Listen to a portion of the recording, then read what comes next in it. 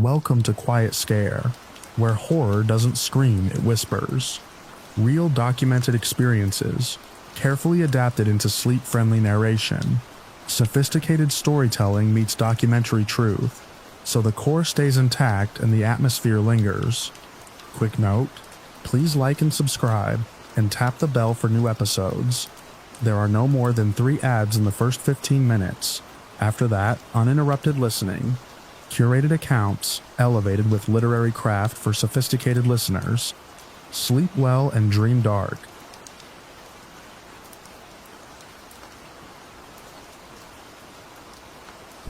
I was already watching the daylight disappear by the time the bus rolled to a stop on the shoulder of the highway.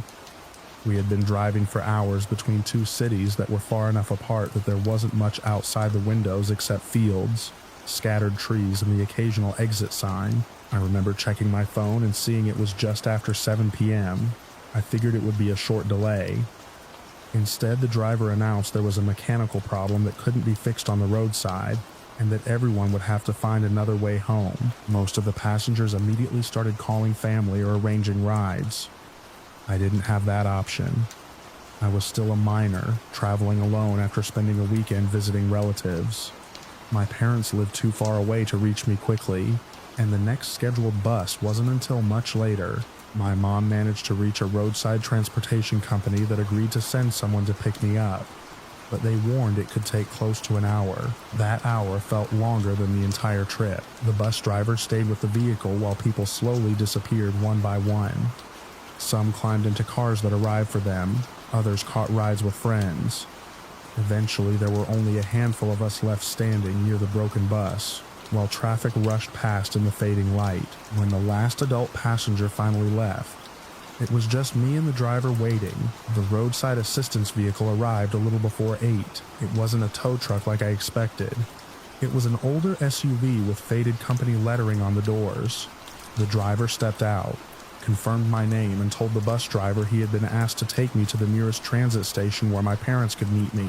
Everything sounded normal. I climbed into the passenger seat. For the first several minutes, the ride was quiet except for the sound of tires humming against the pavement.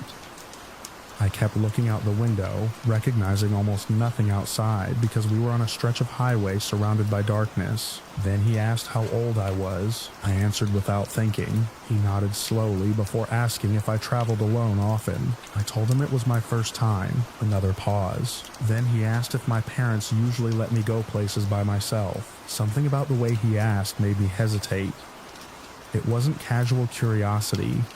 It felt like he was measuring every answer. I gave short responses after that. He didn't seem bothered. Instead, he kept asking questions. Did my parents know exactly where I was? How long would it take them to reach the station? Did they track my phone? Was anyone expecting me before then? Every answer seemed to lead to another question that felt even more personal. I started making my responses deliberately vague.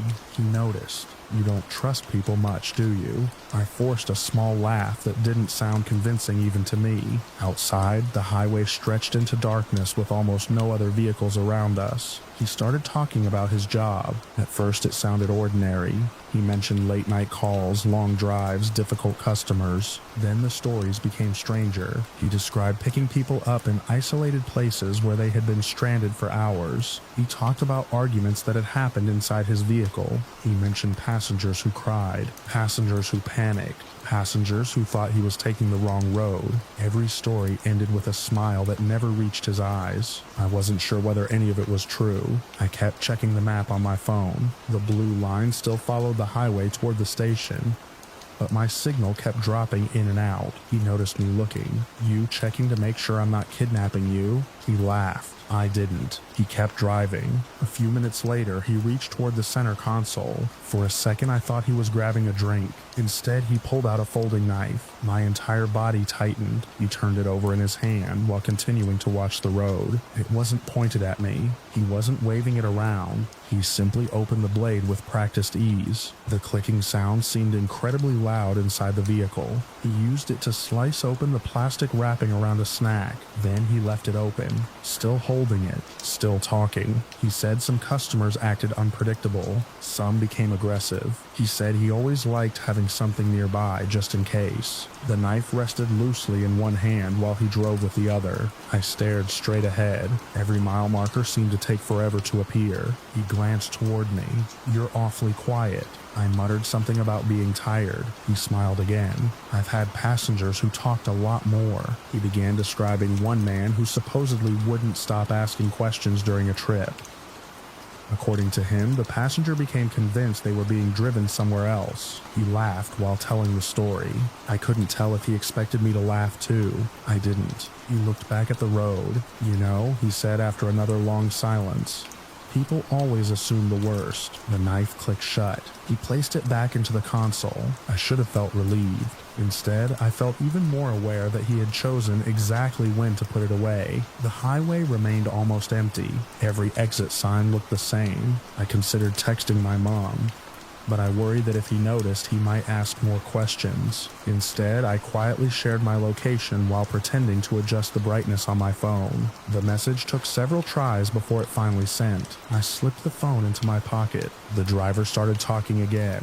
This time he wasn't asking questions. He was talking about how isolated some highways become after dark, how people underestimate how far help really is, how quickly situations can change when no one else is around. None of it was threatening on its own. It was the timing, the pauses, the way every sentence seemed designed to remind me that I was alone inside his vehicle. I focused on ordinary details instead. The dashboard lights, the steady movement of the windshield wipers clearing a light mist that had begun to fall, the radio playing quietly beneath the conversation. I kept reminding myself that nothing had actually happened. He hadn't touched me. He hadn't driven off the route. He hadn't made any direct threat, but I couldn't shake the feeling that he wanted me to imagine what could happen. That was enough. Eventually, more lights appeared ahead. Businesses, gas stations, traffic. The transit station sat beyond a large intersection with several other vehicles coming and going. My parents' car wasn't there yet. My stomach dropped. He pulled into the parking lot. For one awful second, I wondered whether he'd decide to keep driving. Instead, he parked near the entrance. He looked at the building, then at me. "You'll probably be waiting a little while." I thanked him automatically. My hand was already on the door handle. He nodded once. I stepped out before he could say anything else. The cool evening air felt completely different after being inside that SUV. I walked directly into the brightly lit station without looking back. A security guard sat near the entrance. I chose a chair where I could see both the parking lot and the front desk. Only then did I realize how hard my hands were shaking. The SUV remained outside for another minute. Then it pulled away. My parents arrived not long afterward. I didn't tell them every detail that night because I wasn't even sure how to explain it.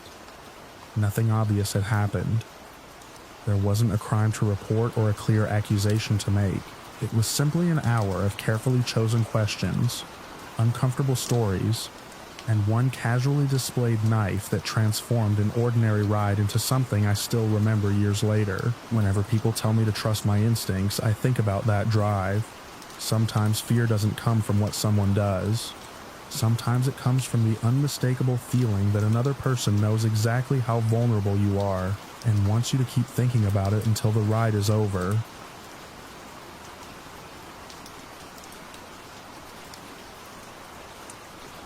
I had been hauling hazardous materials for almost 14 years, and somewhere along the way I'd started believing there wasn't much left on the road that could surprise me. Every mile looked the same after enough years.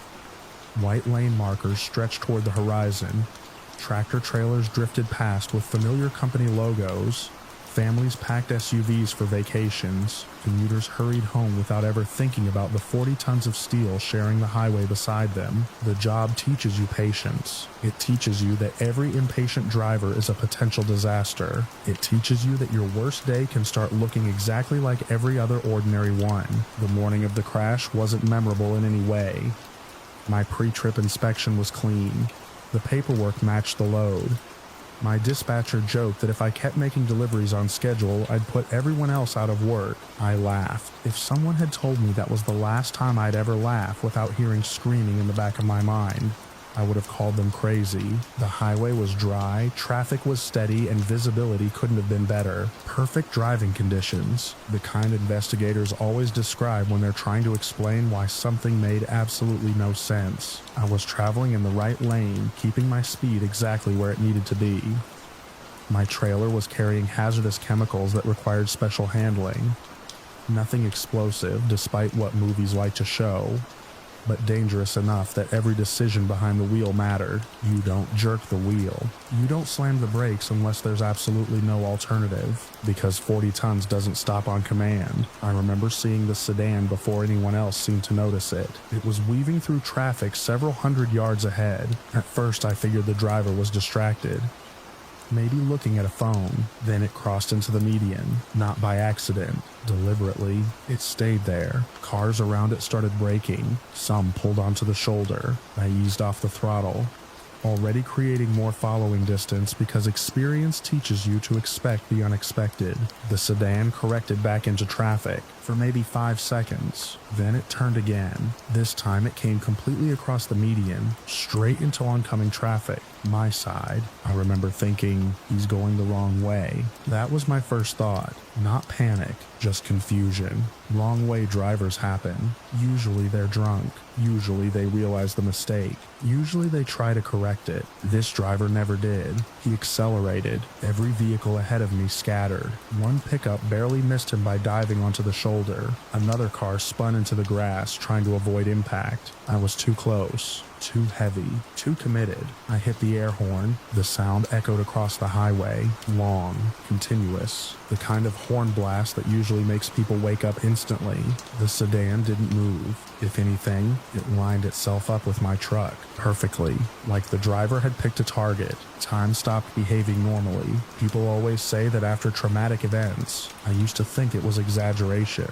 It isn't. You notice impossible details. The sunlight reflecting off the windshield, the driver's hand steady on the steering wheel, the way the front grille of the car seemed almost frozen while everything else blurred around it. I stood on the brakes. The trailer shuddered. ABS kicked in. The steering wheel vibrated beneath my hands. There wasn't enough distance. Physics had already made the decision. The impact sounded less like a crash and more like an explosion inside a metal building. Everything shook. The truck lurched violently. Glass burst across the cab. My seatbelt locked so hard it knocked the air from my lungs. Then came silence for maybe half a second. Then alarms, steam, grinding metal. My truck finally stopped hundreds of feet farther down the highway. Training took over before my brain caught up. Hazard lights, parking brake, radio, emergency report. I climbed out of the cab. My legs barely worked. When I turned around, the smoke was already rising, dark, heavy. The smaller vehicle had come to rest beneath the front corner of my trailer. Flames appeared almost immediately, not huge at first, just enough to make everyone nearby start backing away. I knew what I was hauling. I also knew exactly how dangerous fire could become if it reached the trailer. I grabbed the emergency information binder and started shouting for people to move farther back. Someone else was already calling 911. Several people were. Drivers who'd stopped safely were trying to help, but nobody could get close. The heat built too quickly. There are moments when every instinct tells you to run towards someone. Every human impulse says you have to save them. Then reality reminds you that sometimes getting closer only creates another victim. I took 2 steps toward the burning car before another truck driver grabbed my arm. You can't. I have to. You can't. He pointed at my trailer. I looked. One glance told me he was right. The risk wasn't theoretical anymore. I stumbled backward. The fire department arrived unbelievably fast. Maybe 6 minutes. Maybe 8. Trauma changes your sense of time. Law enforcement closed both directions of the highway. Hazmat crews appeared not long after. Everything became organized, controlled, professional. Exactly how emergency responders train for incidents like this. I answered questions automatically. What happened? He crossed the median. Did you attempt evasive action? Yes. What speed?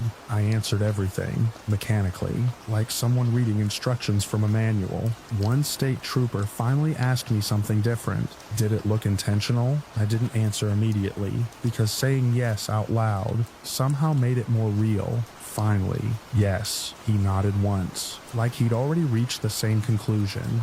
Witnesses confirmed it. Dash cameras confirmed it. Traffic cameras confirmed it. There was no mechanical failure, no medical emergency, no attempt to avoid impact. The driver had intentionally crossed into oncoming traffic and continued directly toward my truck. People later called it an unavoidable collision.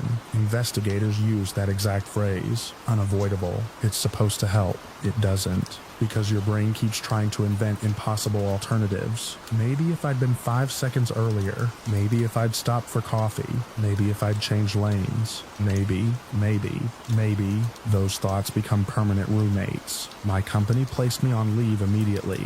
Standard procedure. They arranged counseling, paid time off. Every supervisor I spoke with reminded me I wasn't responsible.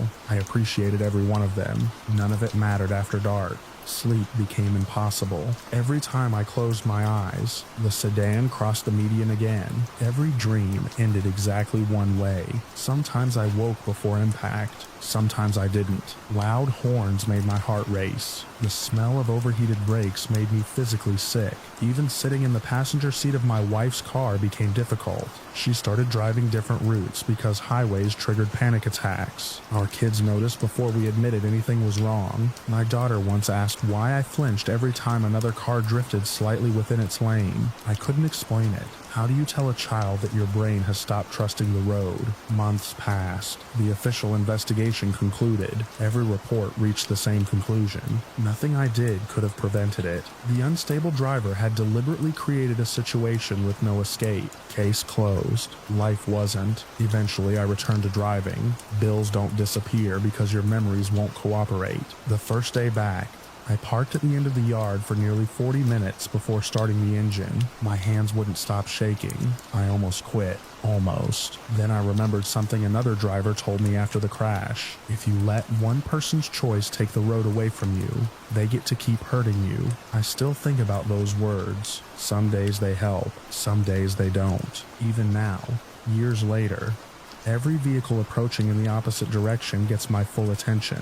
Every drifting tire, every sudden correction, every driver looking down instead of ahead. Most people don't notice. Commercial drivers do, because once you've watched someone intentionally drive toward you with nowhere to go, your brain never completely accepts that traffic is ordinary again. The highway still looks the same. The white lines still stretch toward the horizon. Families still pass without thinking about the trucks beside them, and I still make my deliveries. But every trip includes one silent hope I never used to have. Just stay in your lane.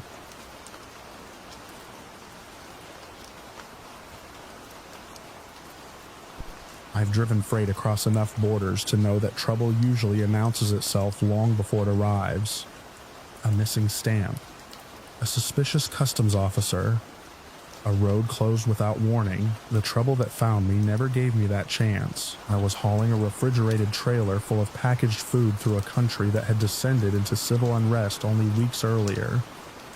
My company insisted the route was still open for commercial traffic, though every driver I met at fuel stations wore the same nervous expression. Everyone talked in whispers. Everyone warned me to keep moving and never stop unless armed men forced me to. I thought they were exaggerating. I was wrong. The checkpoint appeared around a bend where burned-out civilian cars still sat abandoned on the shoulder. Concrete barriers narrowed the highway into a single lane. Sandbags were stacked chest high, and soldiers stood behind them with rifles already raised before I even slowed down. I rolled my window down and handed over my passport, transport permits, and cargo documents. The guard looked at me for only a second before his expression changed. He shouted something I couldn't understand. Within moments, half a dozen armed men surrounded my truck. I kept repeating the only words I knew in their language: driver, transit, cargo. It didn't matter. One soldier yanked open my door before I could unbuckle. Hands grabbed my jacket and dragged me onto the pavement so hard my shoulder hit the asphalt. Someone kicked my legs apart. Another searched my pockets. I kept trying English. I'm just a truck driver. I don't understand. I'm transporting food. Blank stares. One guard pointed at my face while speaking rapidly to another. They all kept looking at me the same way, not as a foreign driver, as someone they believed belonged there. My appearance had betrayed me. I shared enough physical features with one of the local ethnic groups that nobody questioned it. To them, I wasn't passing through. I was someone trying to flee. They pushed me toward a military truck where several frightened civilians already sat with their hands zip-tied. My own wrists were bound before I could protest again. My truck disappeared behind the checkpoint. I wouldn't see it again for days. They transported us to what looked like an abandoned municipal building surrounded by fencing and armed patrols. The windows had been boarded from the outside. Inside, dozens of people sat silently against stained concrete walls. No one smiled. No one welcomed us. Everyone looked exhausted. The guards removed our restraints but locked the steel door behind us. I tried speaking English to everyone inside. Nothing. A few people shrugged apologetically. Others simply stared. Whatever language they spoke, I didn't understand a word. For the first time in years of international driving, I realized I had absolutely no way to explain who I was. My passport had disappeared with the guards. My paperwork was gone. Everything proving I didn't belong there had been taken away. Day blended into night. Food came twice a day.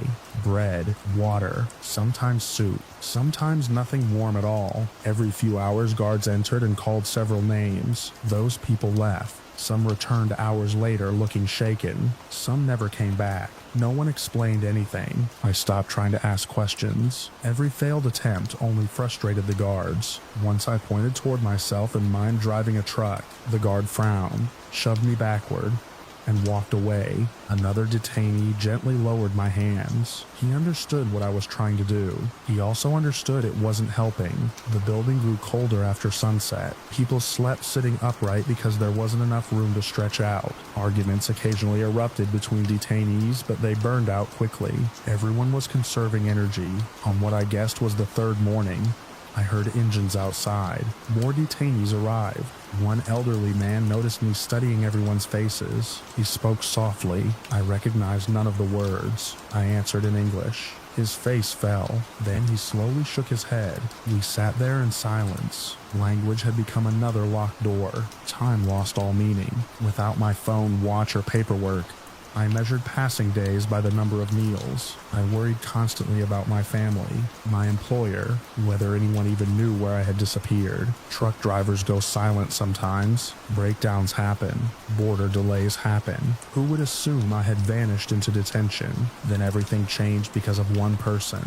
Late one afternoon, the steel door opened again. This time, instead of soldiers immediately shouting orders, a middle-aged man wearing civilian clothes entered with two guards. He carried a clipboard. Unlike everyone else, he looked directly at each detainee before speaking. When he reached me, he paused. His eyes narrowed. He asked something. I answered automatically. I'm from overseas. I'm a freight driver. I don't understand. He blinked. Then, in hesitant English, he asked, English? I nearly stood up. Yes, I speak English. He motioned for me to sit while he searched through the papers attached to his clipboard. After several moments, he frowned. Then he disappeared with one of the guards. I was terrified I had somehow made things worse. Nearly an hour passed. Finally, he returned holding my passport. I recognized the worn cover instantly.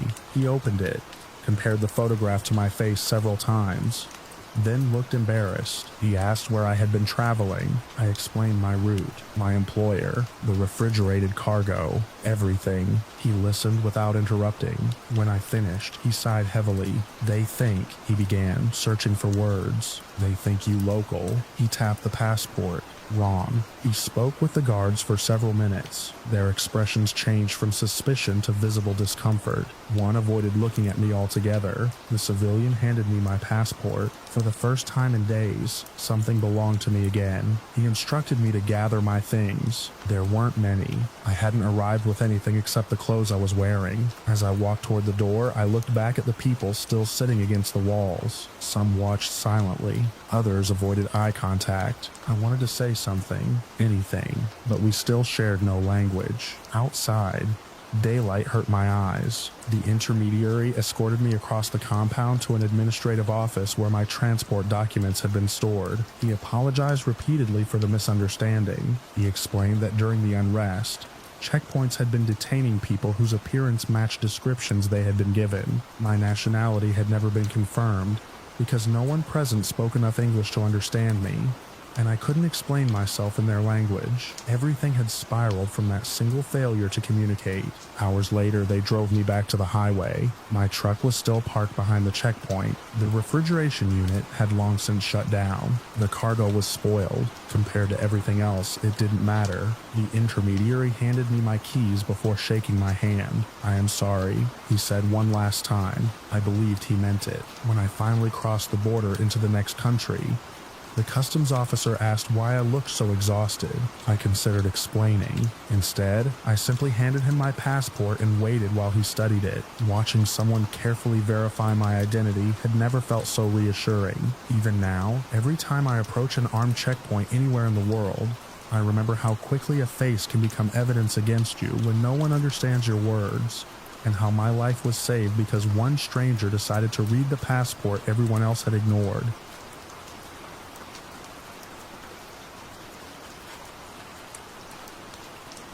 I was 12 the first time my dad let me ride along on a late-night recovery call. Most kids my age were asleep when the phone rang. Ours always seemed to ring after midnight. Dad owned a small towing and recovery business, and accidents never waited for daylight. Sometimes it was a dead battery in a grocery store parking lot. Sometimes it was a tractor buried to its axle in a muddy ditch. Every now and then, though, his expression would change the moment he hung up the phone. That night, he didn't say much. He just pulled on his heavy work jacket and looked toward my room. "You coming?" 5 minutes later, we were rolling down empty county roads, the amber beacon on top of the truck flashing across fence posts and telephone poles. The radio crackled every few minutes with short conversations between dispatch, deputies, and the volunteer fire department. Single vehicle left the roadway. Heavy damage. The farther we drove from town, the darker everything became. There were no porch lights out there, no traffic, just miles of fields broken up by narrow roads that disappeared into blackness. Dad finally spoke. "Stay close tonight." I nodded. Normally I loved riding with him. I liked watching him operate the winch and hook chains beneath wrecked cars. It felt important somehow, like we were helping people on one of the worst days of their lives. But something about the silence on the radio made this call feel different. When we rounded the final bend, I saw the emergency lights long before I saw the wreck. Red, blue, white floodlights. They lit up the middle of nowhere like someone had built a football stadium in a cornfield. Several sheriff's deputies had blocked the road while firefighters worked near the ditch. The vehicle wasn't even on the pavement anymore. It had crossed the shoulder, broken through a fence, and come to rest deep in the field after striking a large tree. The front end barely looked like a vehicle. Dad parked behind another recovery truck already waiting for instructions. "Stay behind me." I followed him across the damp grass. Everything smelled like wet earth and engine coolant. People spoke quietly. Nobody laughed the way they usually did on routine recoveries. One firefighter walked over to Dad and filled him in. The driver's door couldn't be opened because of the damage. The recovery cables would have to pull the vehicle away from the tree before investigators could finish documenting everything. Dad nodded, understood. He handed me a pair of gloves. "You can help carry equipment." That felt important. I grabbed shackles, straps, and chains while Dad and the other operator discussed where to anchor the cables. The deputies kept everyone back while photographs were taken. Hours seemed to pass before anyone actually touched the vehicle. Eventually, one of the investigators gave a simple nod. Dad looked at me. "Stay where you can see me." I stood a few yards away while he approached the driver's side. The door had shifted during the impact, and someone needed to open it carefully before they could attach additional equipment. Dad pulled once. Nothing. He pulled again. Metal groaned. Then the door finally swung outward. I remember expecting someone to climb out, even after everything I'd already seen. Part of my brain still thought the driver would simply need help. Instead, everything around me seemed to stop. No one rushed forward. No one shouted. The firefighters quietly removed their helmets. One deputy lowered his head. That was when I realized the driver hadn't survived the crash. I couldn't see much from where I stood, and honestly, I'm grateful for that. The emergency workers positioned themselves quickly and respectfully. blocking the view while they carried out their responsibilities. Dad glanced toward me.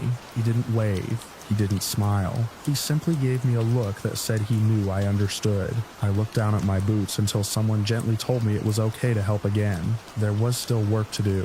The investigators finished documenting the scene. The medical examiner eventually arrived. Only after everyone else had completed their responsibilities did Dad and the other recovery operator begin the difficult process of removing the vehicle. Recovery work isn't dramatic like people imagine. It's slow, measured. Every chain has to be placed correctly.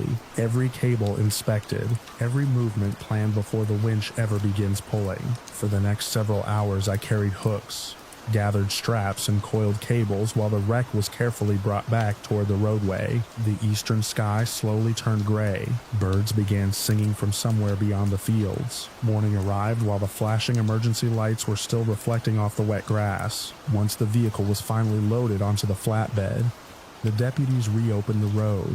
One by one, everyone left. The firefighters headed back to their station. The deputies drove away. The investigators packed their equipment. Soon it was just Dad and me finishing the last few tasks before heading home. As we secured the final chain, I asked the question that had been sitting in my head all night. Does it ever get easier? Dad tightened one last binder before answering. No. He climbed into the driver's seat. You just learned that someone has to be there. We drove home in silence as the sun rose over the fields. I remember thinking how strange it was that people were starting ordinary mornings, while ours already felt like it had lasted an entire lifetime. That night taught me that recovery work isn't only about moving damaged vehicles. It's about showing up after tragedy, treating people with dignity, helping emergency crews finish their work, and quietly doing a job that most people hope they'll never have to witness. I've ridden on plenty of service calls since then. Flat tires, breakdowns, minor fender benders. But whenever we pass that stretch of rural road, I still remember the night when I stood beside my father under flashing lights and learned that some calls don't end with someone driving home.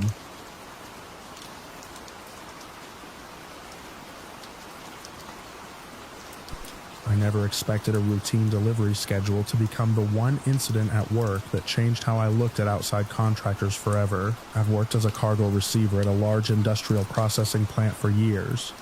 My job is straightforward.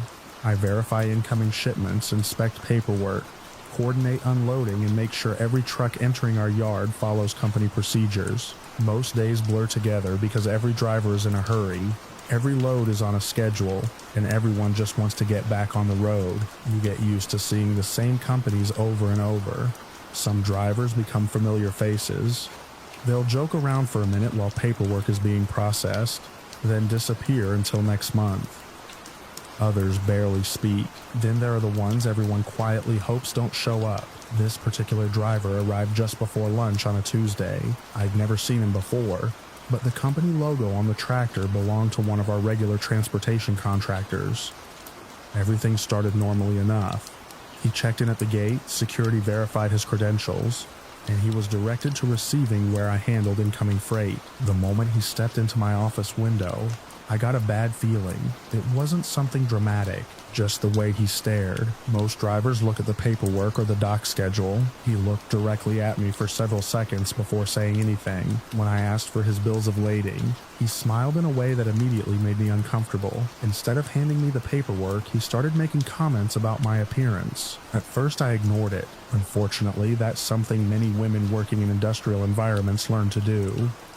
You brush off awkward comments because you have a job to do, and you hope the person leaves quickly, but he didn't stop. Each sentence became more inappropriate than the last. He asked personal questions, commented on my body, made remarks that had absolutely nothing to do with the shipment. I interrupted him. "I need the paperwork." He laughed. Instead of stopping, he doubled down with another comment that crossed an obvious line. I looked him straight in the eye. "That isn't appropriate. I'm here to do my job. If you don't have shipment paperwork ready, you'll need to step aside until you do." The smile disappeared. For a second, he looked irritated that someone had challenged him. Then he handed me the documents without another word. I processed the shipment, assigned him a dock, and watched him pull away. I assumed that would be the end of it. It wasn't. The next morning, I saw the same truck rolling through the gate. The moment I recognized the cab, I sighed. He parked, climbed out, and headed toward receiving again. This time he acted as though we already knew each other. He leaned against the counter, asked if I'd missed him. I ignored the question. I took his paperwork, checked the shipment, assigned a dock. He lingered. Eventually I looked up. Is there something else? He smiled again. I was hoping you'd smile. I need you to proceed to your assigned dock. He didn't move immediately. Eventually he shrugged and walked outside. I figured he'd finally gotten the message. About 20 minutes later, one of my coworkers hurried into the receiving office. You okay? Yeah. Why? She looked toward the yard before lowering her voice. I just watched that driver taking pictures of you. I thought I'd misheard her. What? He was standing beside his truck, with his phone pointed toward this office. I frowned. What do you mean? He wasn't taking pictures of equipment. She paused. He was taking pictures of you. At first, I honestly couldn't process it. There was no legitimate reason for an outside contractor to photograph employees working inside a secured industrial facility. None. I stepped carefully toward the window without making it obvious. The driver was across the yard. His phone was raised again, even from that distance. I could tell exactly where it was pointed. Me. The second he realized I'd noticed him, he lowered it. That was enough. I immediately called my supervisor. Within minutes, he arrived along with plant security. I explained everything. The inappropriate comments from the previous day, his behavior that morning, what my coworker had witnessed. Security asked my coworker to give her own statement separately. She confirmed everything. She had watched him repeatedly positioning himself to photograph me while pretending to check messages on his phone. That changed everything. Our facility has strict rules regarding photography. Unauthorized photographs inside the plant are prohibited because of both employee privacy and operational security. Security located the driver before he left the dock. They instructed him to remain where he was. My supervisor asked me to stay inside while security handled the situation. Through the office window, I could see several people speaking with him. The conversation quickly became animated. He gestured with his hands. Security remained calm. Eventually, one of the officers asked to see his phone. He hesitated. That hesitation told everyone enough. After several minutes, he unlocked it. The officers looked through recent photographs. I couldn't hear the conversation from inside the office, but I could see their expressions change. One officer immediately called someone on his radio. Another supervisor arrived. Then plant management. The meeting outside lasted nearly half an hour. Later that afternoon, my supervisor filled me in. Security had found multiple unauthorized photographs taken around the property. Some showed restricted operational areas. Others included employees, including me. Management immediately contacted the driver's employer. Because he was an outside contractor, they had authority to permanently revoke his access to the facility. His company was informed about both the inappropriate workplace conduct and the unauthorized photography. Before he was allowed to leave, his visitor credentials were confiscated. Security escorted him directly to the exit gate. He was informed that he was permanently prohibited from returning to the property. The following day, my supervisor stopped by my office again. He closed the door behind him. I thought you'd want to know. I looked up. The transportation company finished their investigation, and he no longer works there. Apparently, once they reviewed the reports from plant security and management, along with the driver's actions while representing their company, they decided to terminate his employment. They also apologized to our facility and assured us he would never be assigned to any of their customers again. Word spread quietly through the plant over the next week, not as gossip, as a reminder. If something feels wrong, report it. If someone crosses a line, don't assume it'll stop on its own. If a coworker notices something unusual, take it seriously. Looking back, the inappropriate comments alone should have been enough to report immediately. Instead, I assumed ignoring him would make him lose interest. It didn't. He escalated. Thankfully, someone else noticed before it went any further. That coworker could have stayed quiet. Security could have dismissed it. Management could have treated it as a misunderstanding. Instead, every person involved followed procedure exactly the way they were supposed to. The situation ended with paperwork instead of something much worse. Ever since then, I pay a lot more attention to visitors in the yard. Most contractors are professional people simply trying to do their jobs. But all it takes is one person ignoring basic boundaries to remind you why workplace security policies exist in the first place.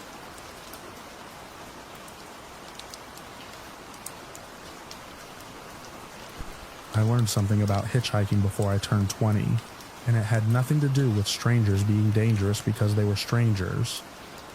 It was about realizing that sometimes the worst part of a ride isn't what someone does. It's what they keep talking about doing until every mile feels like you're trapped inside their head. I was trying to make it across a stretch of highway that cut through empty country where the gas stations closed early, and towns barely deserved the name. My backpack was getting heavier every hour, and midnight had already come and gone by the time headlights slowed beside me. The pickup was old but clean. The driver looked to be in his late 40s with tired eyes and work boots that had seen years of use. He asked where I was headed. I told him, and he shrugged before unlocking the passenger door. It seemed like the break I needed. For the first 20 minutes, the ride felt ordinary. The heater blasted warm air that smelled faintly of engine oil. Country music played quietly through speakers that crackled whenever the road became rough. Outside, the highway disappeared into darkness except for reflective markers flashing past in steady rhythm. The driver talked about construction jobs, long shifts, rising prices, and how difficult everything had become. I mostly listened.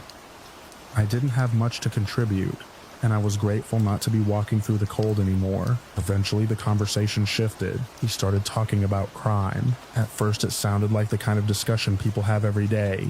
Stories from the news, complaints about people stealing from stores, frustration about break-ins around his neighborhood. Then his voice changed. It became louder, sharper. He gripped the steering wheel tighter every few minutes. He said nobody would ever threaten his family. He said if anyone even looked at his wife or children the wrong way, he wouldn't hesitate. He described how far he would go to protect them. He repeated that nobody understood what he was capable of. I stared out the windshield and nodded occasionally, hoping the conversation would drift somewhere else. Instead, it became more intense. Every story reminded him of another example. Every example became another violent promise. He wasn't threatening me. He never looked at me that way. But sitting 3 feet away from someone who kept describing terrible things they imagined doing someday was enough to make the truck feel much smaller than it really was. The highway stretched ahead without another vehicle in sight. The heater suddenly felt too warm. I cracked my window slightly. Cold air rushed in. He barely noticed. He was still talking. He spoke about protecting family like it was the only thing that mattered. His words became faster. His jaw stayed clenched.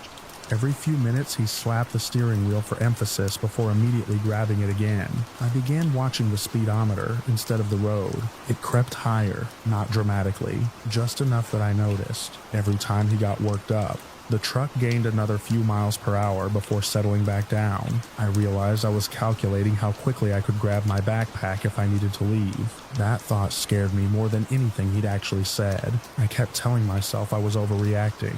Maybe he was just blowing off steam. Maybe this was how he talked. Maybe I only felt nervous because we were alone on a highway in the middle of nowhere. But every instinct kept pushing the same message into the back of my mind. Get out. The problem was where? There wasn't another town. There weren't houses. There weren't businesses with lights. Only long stretches of frozen fields disappearing into darkness. Almost another half hour passed before we approached a lonely intersection marked by a faded sign pointing toward a road I couldn't even see beyond the headlights. There wasn't much there, just a gravel shoulder, a mailbox, a weathered road sign leaning slightly from years of wind. I decided it was enough. I thanked him for the ride and told him I'd arranged to meet someone nearby. It was a lie. He frowned. He looked around. There isn't anything out here. I shrugged and repeated that I'd be fine. For a moment, I wasn't sure he believed me.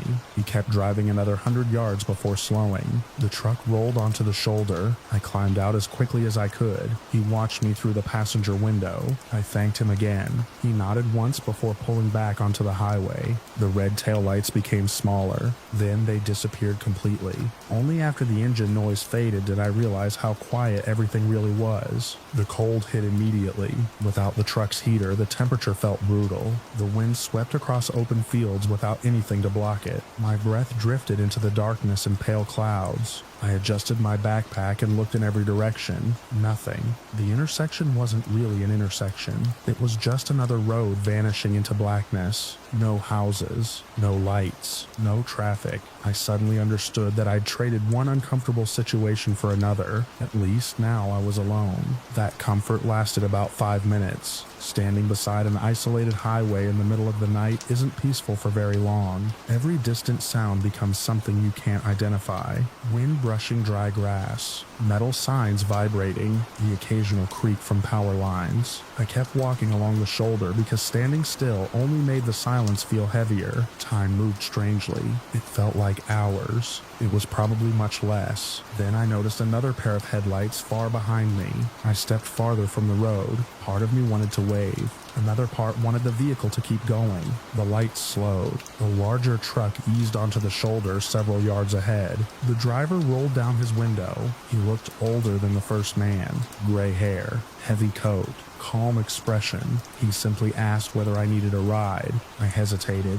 He must have noticed. Instead of urging me to climb in, he nodded toward the passenger side. He said I could take all the time I needed. Something about that mattered. There wasn't any pressure, no impatience, just someone offering help. I climbed inside. The cab smelled like coffee and sawdust. The heater hummed quietly. He waited until I had my seatbelt fastened before pulling back onto the highway. For several minutes, neither of us spoke. That silence felt better than any conversation I'd heard all night. Eventually, he asked where I was headed. I told him. He nodded. He said he was driving most of the way there anyway. Nothing more. He didn't fill every quiet moment with stories. He didn't rant. He didn't raise his voice. When he did speak, it was about ordinary things. Road construction, weather forecasts, which truck stops had decent coffee, simple conversations, the kind that never make you wonder whether you're trapped. After a while, he glanced toward my backpack. He asked if I'd been hitchhiking long. I admitted I was inexperienced. He smiled slightly. Then he told me something I'd remember for years. He said that paying attention to your own discomfort isn't rude. He explained that if someone makes every instinct tell you something is wrong, you don't owe them another hour of politeness. He wasn't criticizing the first driver. He wasn't asking questions. He simply said everyone has moments when they should listen to themselves. The rest of the drive passed quietly. Morning slowly replaced darkness. The sky changed from black to deep blue before streaks of pale orange spread across the horizon. The empty highway looked completely different in daylight. Fields stretched farther than I'd realized. Small farms appeared beyond hills that had been invisible only hours earlier. Eventually, we reached the town where I planned to stop. He pulled into a diner parking lot that had just opened. Warm light spilled through the windows. People were already drinking coffee inside. The place looked wonderfully ordinary. I thanked him several times. He wished me luck with my trip. That was all. No speeches, no warnings, no dramatic goodbye. He drove away while I stood outside watching the morning settle over the parking lot. I went inside, wrapped both hands around a mug of hot coffee, and spent a long time looking out the window toward the highway. I thought about how differently two strangers had affected the exact same road. One left me feeling trapped inside a moving vehicle even though he never laid a hand on me. The other reminded me that kindness can be remarkably quiet. Years later, I barely remember the first driver's face. What stayed with me wasn't his appearance. It was the feeling that my own instincts were trying to get my attention. And what stayed with me even longer was the sight of that second truck pulling onto the empty shoulder. Just as the first light of morning reached the frozen highway,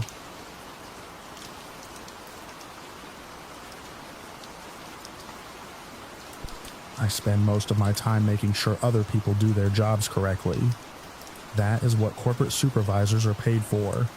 We travel, inspect operations, solve problems, and document every mistake before it becomes someone else's disaster. I have handled equipment failures, missed deadlines, and more uncomfortable conversations than I can remember. None of that prepared me for the longest drive of my life across a stretch of empty desert, where I became convinced I was about to watch someone lose control or worse. The inspection site sat hours away from the nearest town. By the time I finished reviewing paperwork and walking through the facility, the sun had already disappeared behind distant mountains. The local operations manager apologized for keeping us late, but there was nothing either of us could do about it. The company driver assigned to return me to the airport parking lot insisted we could still make the trip that night. The road leaving the facility was nothing more than a narrow strip of pavement cutting through endless darkness. There were no streetlights, no houses, no traffic signals, just scattered roadside markers reflecting our headlights back toward us. At least, that was how it started. About 30 minutes into the drive, our headlights flickered. I noticed it because the road ahead briefly disappeared before the beams returned. The driver frowned but kept both hands on the wheel. Another minute passed. The lights blinked again. This time they stayed dim for several seconds before recovering. He glanced at the dashboard, muttered something under his breath, and eased off the accelerator. Neither of us spoke. The silence felt natural at first. Equipment breaks. Vehicles develop problems. It happens. Then the lights went completely black. The only illumination came from the faint glow of the dashboard. The windshield became a wall of darkness. The driver immediately slowed until we were barely moving. I remember looking out my window and realizing I couldn't see the desert anymore. Without the headlights, it felt as though the world had simply vanished beyond the glass. He tried the headlight switch several times. Nothing. He checked another control. Still nothing. Then, far ahead, I noticed two tiny red taillights moving in the distance. Another car. The driver leaned forward. "That's our only chance," he said quietly. Before I could ask what he meant, he accelerated. The gap between us and the other vehicle began shrinking. Fast. I looked at him. "We're getting awfully close." I know. The headlights still weren't working. Instead of slowing, he kept closing the distance until the other car filled our windshield. Our vehicle was now following only a few car lengths behind. The smaller sedan ahead drifted slightly within its lane. Its brake lights flashed once. I imagined the driver checking the mirror, wondering why a larger vehicle with no visible headlights was suddenly attached to the rear bumper. My pulse started climbing. The only reason we could see the road at all was because their headlights illuminated it for us. Every curve they took, we copied. Every slight adjustment, we mirrored. If they accelerated, we accelerated. If they slowed, we slowed. We had become completely dependent on someone who had no idea we were relying on them. I finally asked why we didn't just pull over. The driver shook his head. "If we stop out here without lights, someone could hit us. Besides, we're closer to the highway than the facility now." His reasoning made sense. It just didn't feel safe. The sedan ahead started speeding up. Our driver matched it. I could almost picture the frightened person inside trying to escape.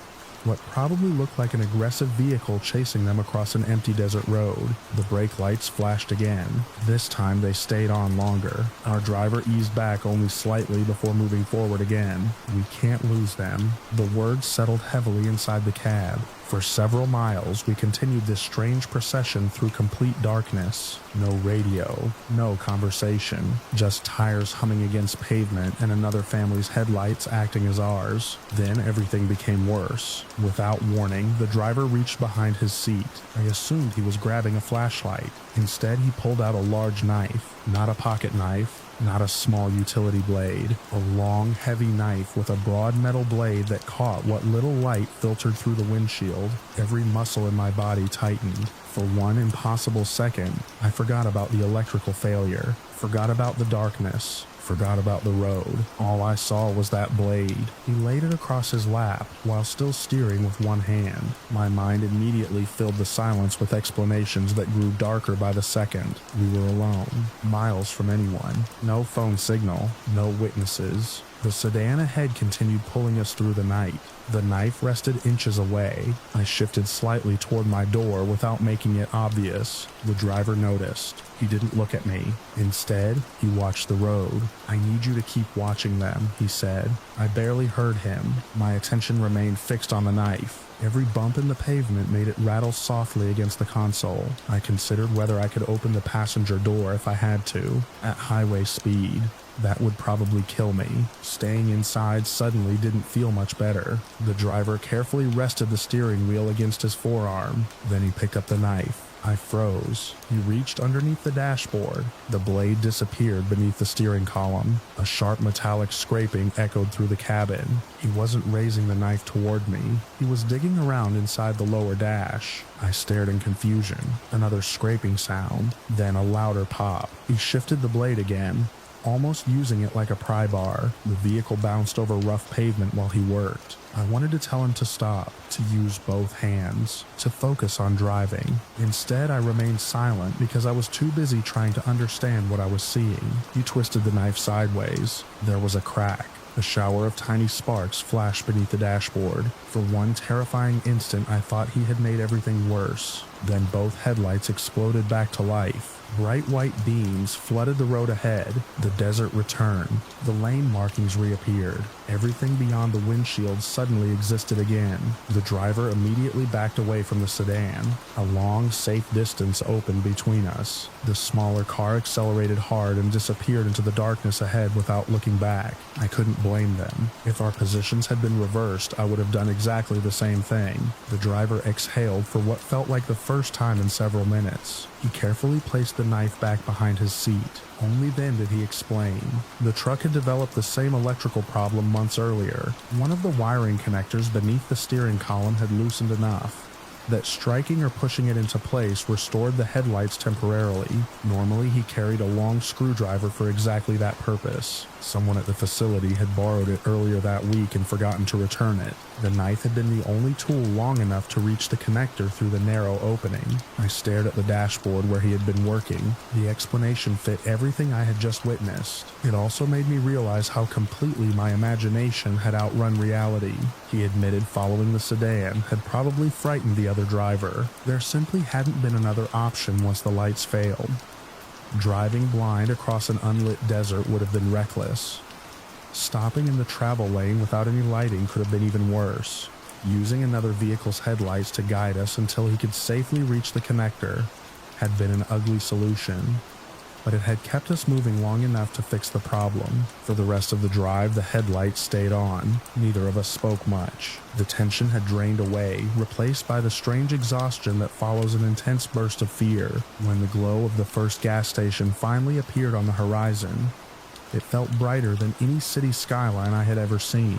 We pulled into the parking lot, inspected the wiring properly under the hood and beneath the dash, and secured the loose connection well enough to finish the trip without another failure. I still think about the unknown driver in that sedan. They probably reached home convinced they had escaped an aggressive vehicle on a deserted highway. They never knew another car had been borrowing their headlights because two strangers were trying to survive an electrical failure in the middle of nowhere. And every time I see a tool where it doesn't seem to belong, I remember how easily fear can fill the empty spaces left by missing information, especially on a road so dark that someone else's headlights become the only thing standing between you and complete blindness.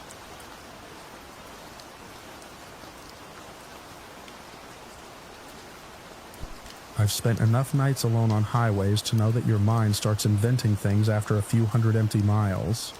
Shadows become people. Fence posts become animals. Heat waves shimmer across the pavement even after midnight.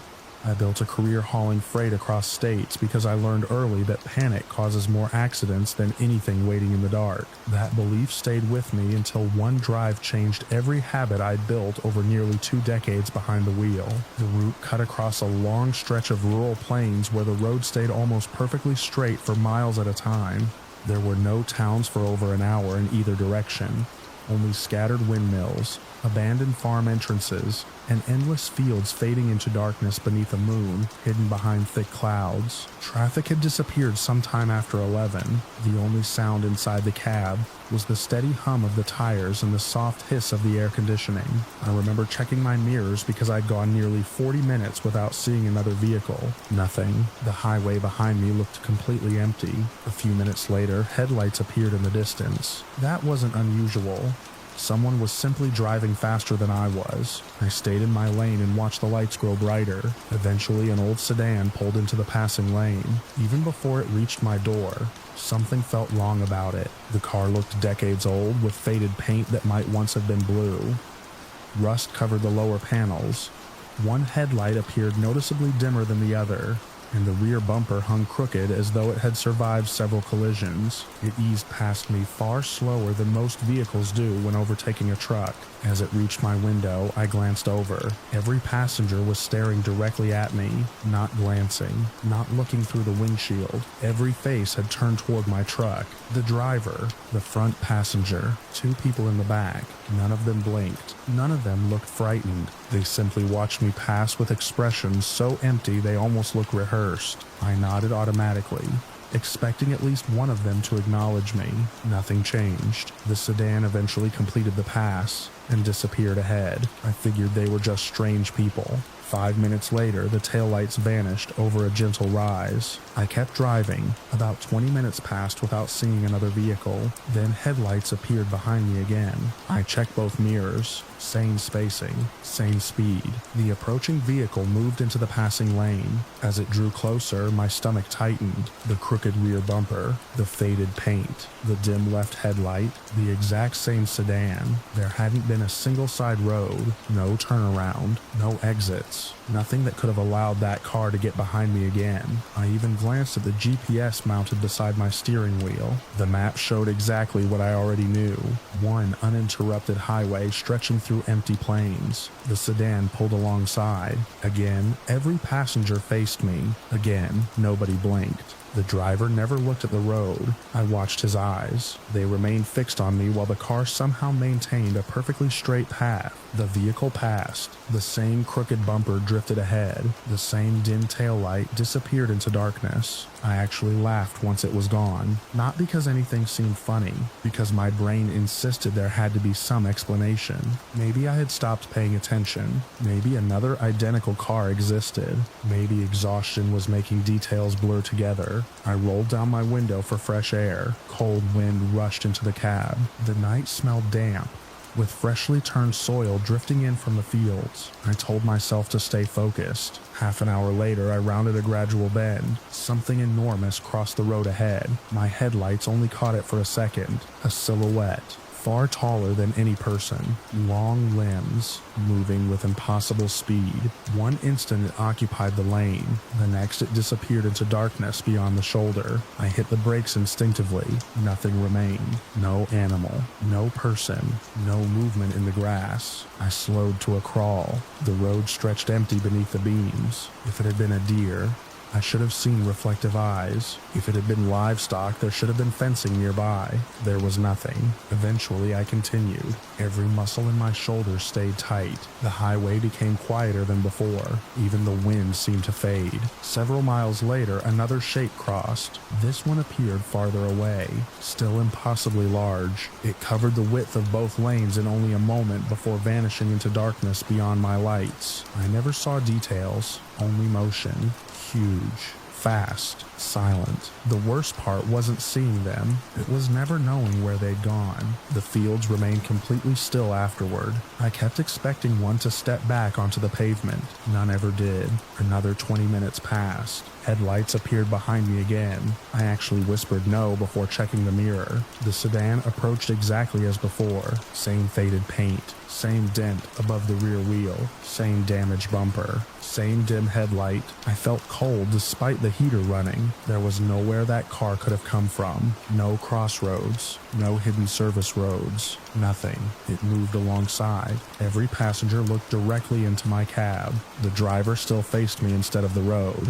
One person in the back slowly tilted their head until it rested against the window. Not quickly, not dramatically, just a gradual movement while never breaking eye contact. The car drifted ahead. I grabbed my radio. Another truck answered several channels away. I asked if anyone else had seen an old sedan on this stretch. The driver responded that he'd been 60 miles behind me all evening and hadn't passed another vehicle in over an hour. His voice sounded calm. Mine didn't. After the transmission ended, I checked every mirror again. The sedan had vanished. Not disappeared over a hill. Not faded into the distance. Gone. The highway behind me lay completely empty. I kept both hands locked on the wheel. The next sighting came without warning. Two massive silhouettes crossed together. They moved through the edge of my headlights with long strides that covered ground far too quickly. One sedan seemed to pause in the center of the road for the briefest instant. I couldn't make out features, only an outline darker than the surrounding darkness. Then it continued into the field. No sound, no dust, nothing. My pulse hammered in my ears. Every instinct told me to stop. Experience told me never to stop on isolated highways unless absolutely necessary, so I kept driving. I watched the shoulders constantly. Every mailbox looked suspicious. Every fence post became another possible figure. The darkness beyond my headlights felt crowded, even though I never saw movement unless something crossed directly in front of me. Eventually, another vehicle approached from the opposite direction. Relief washed over me. Normal headlights. A newer pickup. It passed without slowing. The driver never flashed lights, never reacted. For several miles afterward, I felt better. Maybe whatever I'd experienced had finally ended. Then I noticed headlights behind me again. The sedan. It emerged from darkness as though it had been there all along. This time, it never pulled into the passing lane. It stayed directly behind me. Always the same distance. I couldn't see faces anymore. Only 4 pale shapes through the windshield. The truck's mirrors vibrated slightly with the engine, making them appear almost motionless despite the road. I increased speed slightly. The sedan matched me. I slowed. It slowed. For nearly 15 miles it remained behind me. Then, without warning, it accelerated. It moved into the passing lane. As it reached my cab, every face turned toward me once more. The expressions hadn't changed all night. Blank, patient, watching. As the rear of the sedan came level with my headlights, I noticed something I somehow hadn't before. There was no license plate, only rust where one should have been. The vehicle continued ahead. Within moments, its taillights disappeared into darkness. I never saw them crest a hill. They simply ceased to exist. The GPS finally showed a rest stop less than 10 miles ahead. I counted the distance constantly. Every mile marker felt painfully slow. When the exit appeared, I nearly missed it because I kept checking my mirrors instead of looking forward. The parking area was brightly lit. Several trucks already sat there with engines idling. I parked between 2 of them and left the engine running longer than usual. The familiar noise made the silence outside feel less threatening. Eventually, I stepped out. The air felt still. The lights buzzed overhead. Nothing moved beyond the edge of the parking lot except tall grass bending gently in the wind. I walked around my truck, looked down the entrance road, checked the highway. No faded sedan, no giant silhouettes, only empty pavement stretching back into darkness. I finished the delivery the next morning, but I refused every dispatch that used that highway afterward. People ask why. I usually tell them I got tired of driving through that part of the state. The truth is much simpler. I never found a single place where that sedan could have turned around, and I still remember 4 motionless faces watching me every time it passed, while something impossibly large kept crossing the road just beyond the reach of my headlights.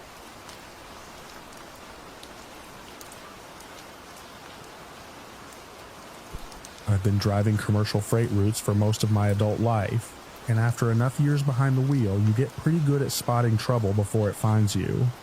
Most of the time, it's easy enough to avoid. You see an argument brewing near the fuel pumps, a vehicle parked at an odd angle, or someone acting strangely, and you simply keep your distance. That's one advantage of spending your career on the road. You learn that not every situation deserves your curiosity. This happened during a delivery run through a stretch of rural highway that didn't see much traffic. I honestly couldn't even tell you the name of the little rest area anymore. It was one of those places maintained by the state with a few picnic tables, a small brick restroom building, a handful of parking spaces, and absolutely nothing else for miles. I'd been driving for several hours and needed to use the restroom before continuing my route. There were only 3 other vehicles parked there when I pulled in. A pickup truck parked near the entrance, an older sedan closer to the building, and a small SUV sitting off by itself near the edge of the lot. Everything looked completely normal. I parked my rig, stretched my legs, locked the cab, and walked inside. The restroom was empty except for me. I washed my hands, grabbed a drink from my cooler back in the truck, and headed toward the driver's door. That's when I noticed movement from the SUV. At first, I barely paid attention.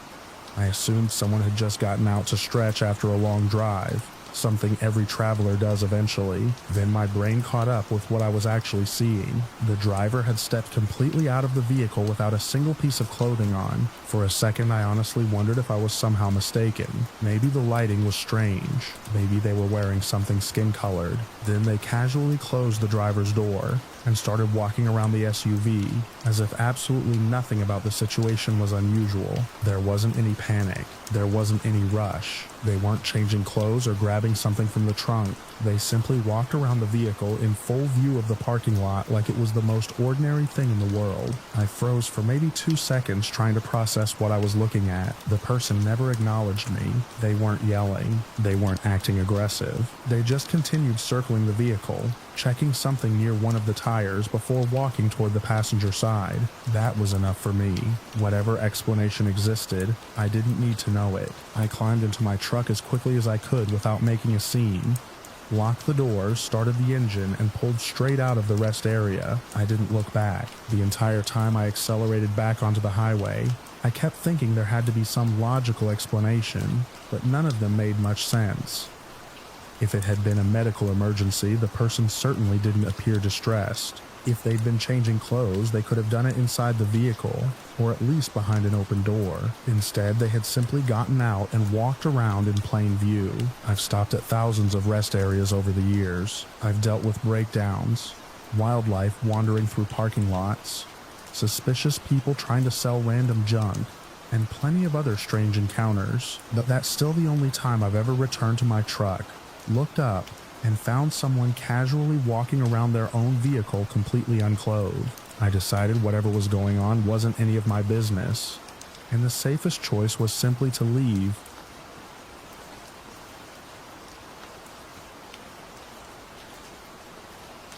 I learned the hard way that a locked door is only useful if you remember to lock it before someone reaches through the window. I run my own delivery business, and late nights were part of the job. I hauled equipment between warehouses, small manufacturers and repair shops that needed parts moved after normal business hours. Most nights blurred together into loading docks, receipts, and empty streets lit by flickering parking lot lights. I had convinced myself that routine meant safety. The places were familiar, and the people who worked around them usually kept to themselves. That confidence disappeared in less than a minute. It happened in a commercial parking lot where I had stopped to organize paperwork before heading home. Several businesses shared the same lot, but every storefront had been dark for hours. The only sounds were distant traffic and the steady idle of my engine. I left both front windows down because the night was warm, and I wanted fresh air while I finished logging the last delivery. I noticed movement near the edge of the lot without thinking much about it. People crossed parking lots all the time. They drifted between parked vehicles carrying backpacks or shopping bags, and I assumed they were cutting through to another street. By the time I realized they were walking toward me, they had already spread out. One came toward the driver's side while 2 others moved around the front of my vehicle. Another disappeared behind it. None of them looked hurried. That calm approach fooled me for another few seconds. The man on my side leaned toward the open window as if he wanted directions. Instead, a handgun appeared inches from my face. Every thought in my head stopped. He didn't yell. He didn't wave the weapon around. He simply held it steady and told me not to move. At almost the same moment, I heard the passenger door handle rattle. Someone else reached through the open passenger window. I couldn't even turn my head all the way because the gun stayed fixed near my cheek. From the corner of my eye, I watched hands reaching across the seat, grabbing anything within reach. My backpack disappeared first. Then the clipboard holding invoices. The small cooler where I kept drinks vanished next. Another person opened the rear door and started pulling out supplies I carried for work. It was organized. Nobody argued. Nobody hesitated. Each person seemed to know exactly what to take. The man holding me at gunpoint kept repeating that everything would be fine if I stayed still. The words sounded almost polite, which somehow made the situation even worse. I remember staring straight ahead at the windshield because looking at the gun only made it feel closer. The dashboard clock glowed in front of me. The engine continued idling. Cars occasionally passed on the road beyond the lot without slowing. The world outside side kept moving, while mine had completely stopped. I knew fighting wasn't realistic. There were too many of them. The weapon was already pointed at me. I stayed exactly where I was. They continued emptying the cabin. The center console opened. The glove compartment emptied onto the seat before anything useful disappeared into someone's arms. One of them reached behind me for another equipment bag. I kept thinking that if they finished quickly, maybe they would leave. Instead, the man with the gun leaned farther inside. His shoulder crossed the window frame. Most of his upper body entered the vehicle while he searched my pockets with one hand. That small shift changed everything. His weight pushed against the driver's door. His attention wasn't entirely on me anymore. I realized the key was still in the ignition. The engine was still running. My left hand rested only inches from the door lock button. The thought appeared without planning. If I could lock the doors while he was halfway inside, he would be trapped with me. It sounded reckless. It also sounded like the only chance I had. I waited until someone outside shouted that another bag had been found. Every head turned for the briefest moment. I slammed my hand onto the lock switch. The doors locked with a loud mechanical snap.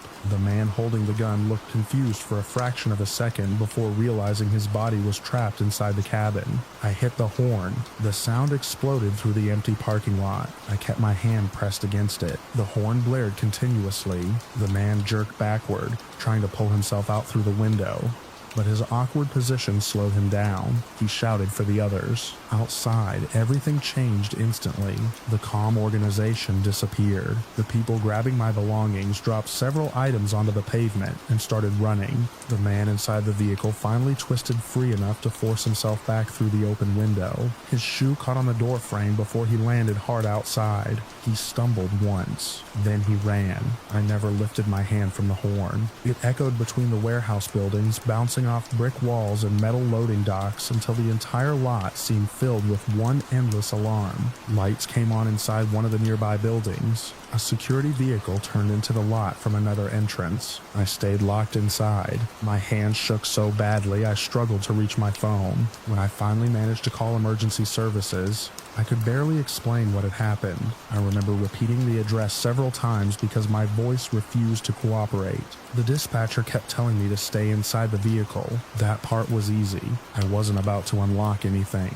Within minutes, flashing lights reflected across every window in the parking lot. Police vehicles entered from multiple directions, blocking the exits before officers spread through the area. They checked my vehicle first to make sure nobody had climbed back inside. Only after they confirmed the scene was secure did I unlock the doors. The fresh air hit me all at once. Until that moment, I hadn't realized how tightly I had been holding my breath. Officers photographed the inside of the cabin before I touched anything. Papers covered the floor. The glove compartment hung open. The center console had been emptied. Some of my equipment had been abandoned. Where the group fled, scattered across the pavement as they ran from the sound of the horn. Security cameras from nearby businesses captured parts of what happened. Several witnesses had looked outside after hearing the continuous horn. One employee even saw the group sprinting across the lot, carrying bags before dropping some of them. The officers told me that making as much noise as possible probably forced the robbery to end earlier than the group expected.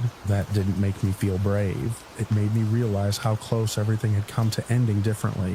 I spent the rest of the night answering questions instead of finishing paperwork. Every detail mattered: where they approached from, which direction they fled, what each person carried, who entered the vehicle first, how the gun looked, how long the encounter lasted. Some memories stayed perfectly clear, others vanished completely. Trauma has a strange way of deciding what remains. For weeks afterward, I couldn't park without checking every mirror several times before stopping. If someone walked across a parking lot, I noticed immediately. I rolled my windows up whenever I came to a stop.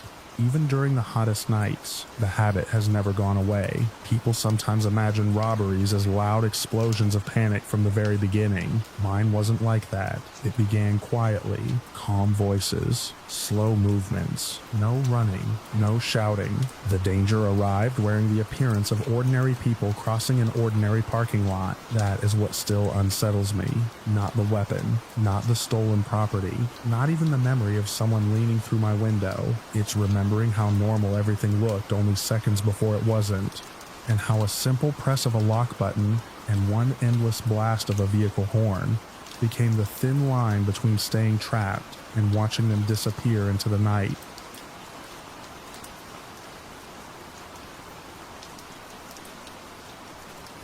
I learned a long time ago that the quietest part of my job was usually the most dangerous, and not because of accidents or weather.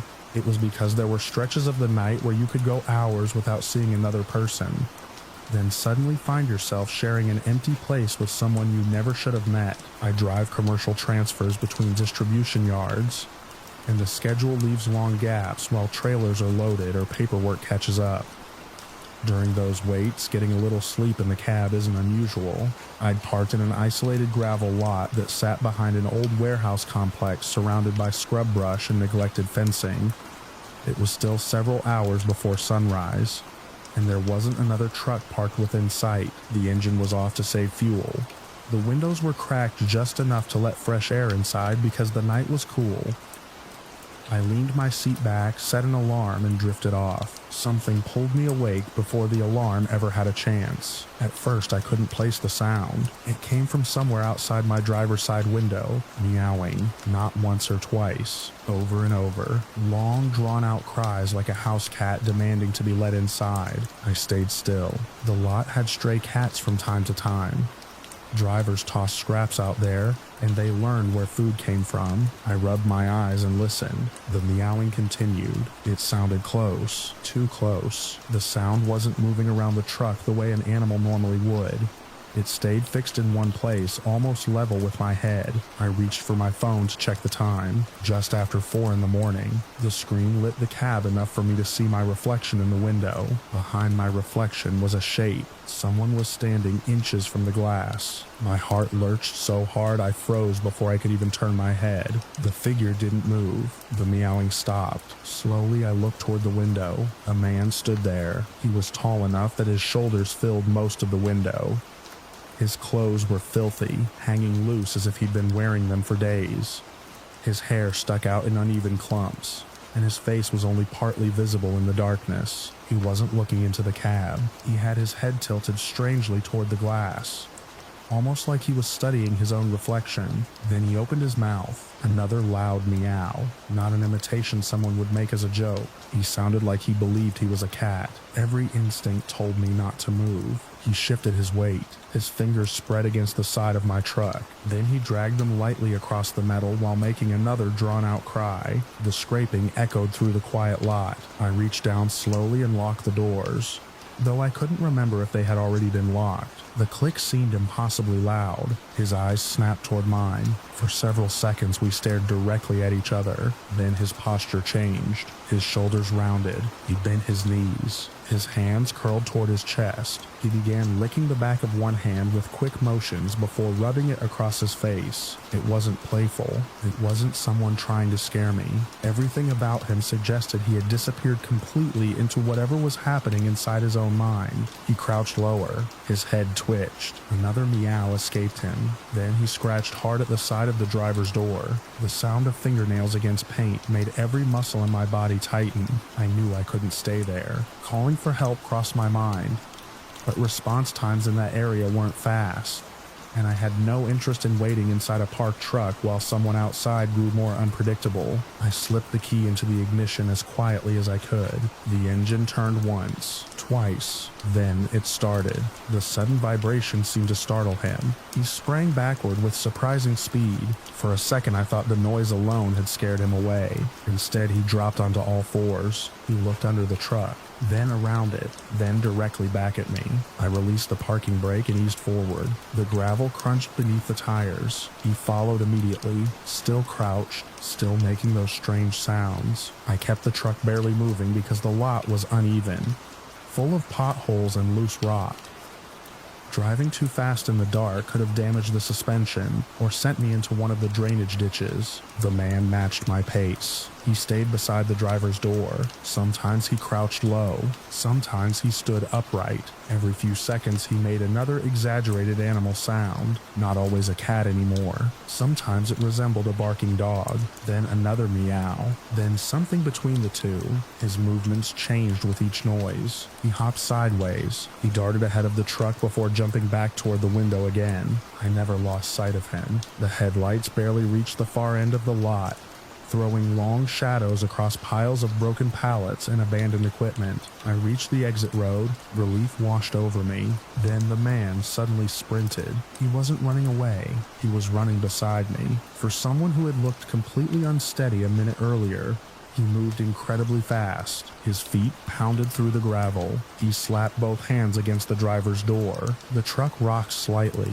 I pressed harder on the accelerator, not enough to lose control, just enough to widen the gap. He kept pace. His breathing became loud enough that I could hear it through the cracked window. He barked, then laughed, then barked again. The sounds blended together until they barely resembled either. I rolled the window completely shut. The noise dulled, but I could still hear him striking the side of the truck. My pulse hammered in my ears. The road leaving the property curved between thick brush. Before connecting to the highway, the surface stayed rough for another several hundred yards. I couldn't simply floor it. Every bump threatened to throw the truck sideways. In the mirrors, I watched him continue running. His arms pumped hard now. He wasn't pretending to be an animal anymore. His expression had changed into something openly angry. His mouth moved constantly. Even through the glass, I could see him yelling, though I couldn't hear the words. The truck finally reached pavement. I accelerated harder. The distance between us began growing. He chased me onto the road for far longer than I thought anyone could. His figure shrank in the mirrors, but never stopped moving. Eventually, the darkness swallowed him. I kept driving. My hands shook on the steering wheel so badly I had trouble staying relaxed enough to hold my lane. About 20 minutes later, I pulled into a brightly lit truck stop instead of continuing straight to my next stop. There were people everywhere. Fuel pumps, store lights, drivers walking between rigs. The ordinary sound settled my nerves enough that I could finally think clearly. I walked around my truck looking for damage. There wasn't much, just several long scratches near the driver's door, and dusty handprints smeared across the paint where he'd kept pace beside me.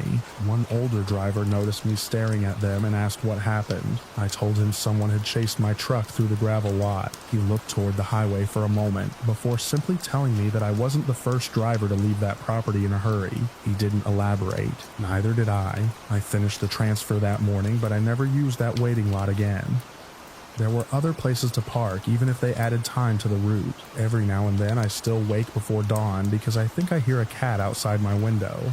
For a few seconds I'm back in that silent gravel lot, looking through the glass at someone who had forgotten how to be human, while slowly matching every movement I made until the truck finally carried me beyond his reach.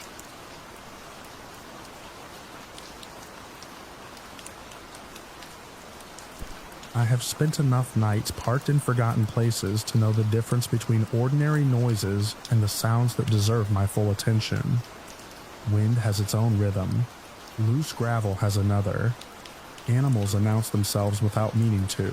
What happened that night never settled into any pattern I recognized, and by sunrise I was staring at proof that something had been close enough to touch every piece of glass around me. I was driving a routine delivery route that had taken longer than expected because of a mechanical delay earlier in the evening. My remaining driving hours were gone, so I pulled into a remote dirt parking area that local drivers occasionally used when they had no better option. It was little more than a wide patch of packed earth beside an old service road. There were no buildings nearby, no lights except the stars hidden behind low clouds, and no passing traffic once I shut the engine off. The wind pushed steadily across the open ground, carrying dry dust against the side of the cab. It rocked the mirrors just enough to make them creak every so often. That kind of weather usually helps me sleep because every sound has an explanation. I locked both doors, checked them twice out of habit, closed the vents, and settled into the sleeper compartment. I don't know how much time passed before I woke. I didn't wake all at once. It was the feeling that something had changed. Drivers develop that instinct after enough nights on the road. Sometimes another truck arrives nearby. Sometimes headlights sweep through the windows. Sometimes an engine brake echoes across empty land. This was different. The truck was completely dark. Then I heard the driver's side door handle move. Not a loud yank, a careful movement. Metal lifted until it stopped. Then it eased back into place. I stayed perfectly still. The wind continued outside. Another pause. The passenger door handle clicked. Again, not hard enough to shake the truck. Just enough pressure to test whether it had been locked. I sat up slowly without making unnecessary noise. The cab was so dark I could barely make out the dashboard. Nothing followed for several seconds. Then something brushed against the outside of the sleeper wall. A slow dragging sound. Not claws, not branches. More like someone wearing gloves running both hands lightly across painted metal. I reached toward the ignition without taking my eyes off the side window. The movement outside stopped immediately. Silence settled over everything except the wind. I waited. Nothing. I almost convinced myself I had imagined it when another sound came from above me. A faint scrape traveled across the roof. It wasn't fast enough to sound like debris blowing across the metal. It moved with steady pressure, front to back, then stopped directly over the sleeper compartment. Every instinct told me not to look upward, even though I knew I couldn't see through the roof. Another minute crawled past. The truck shifted almost imperceptibly, not enough to rock. Just enough for the suspension to settle under a slight change in weight. I finally turned the key.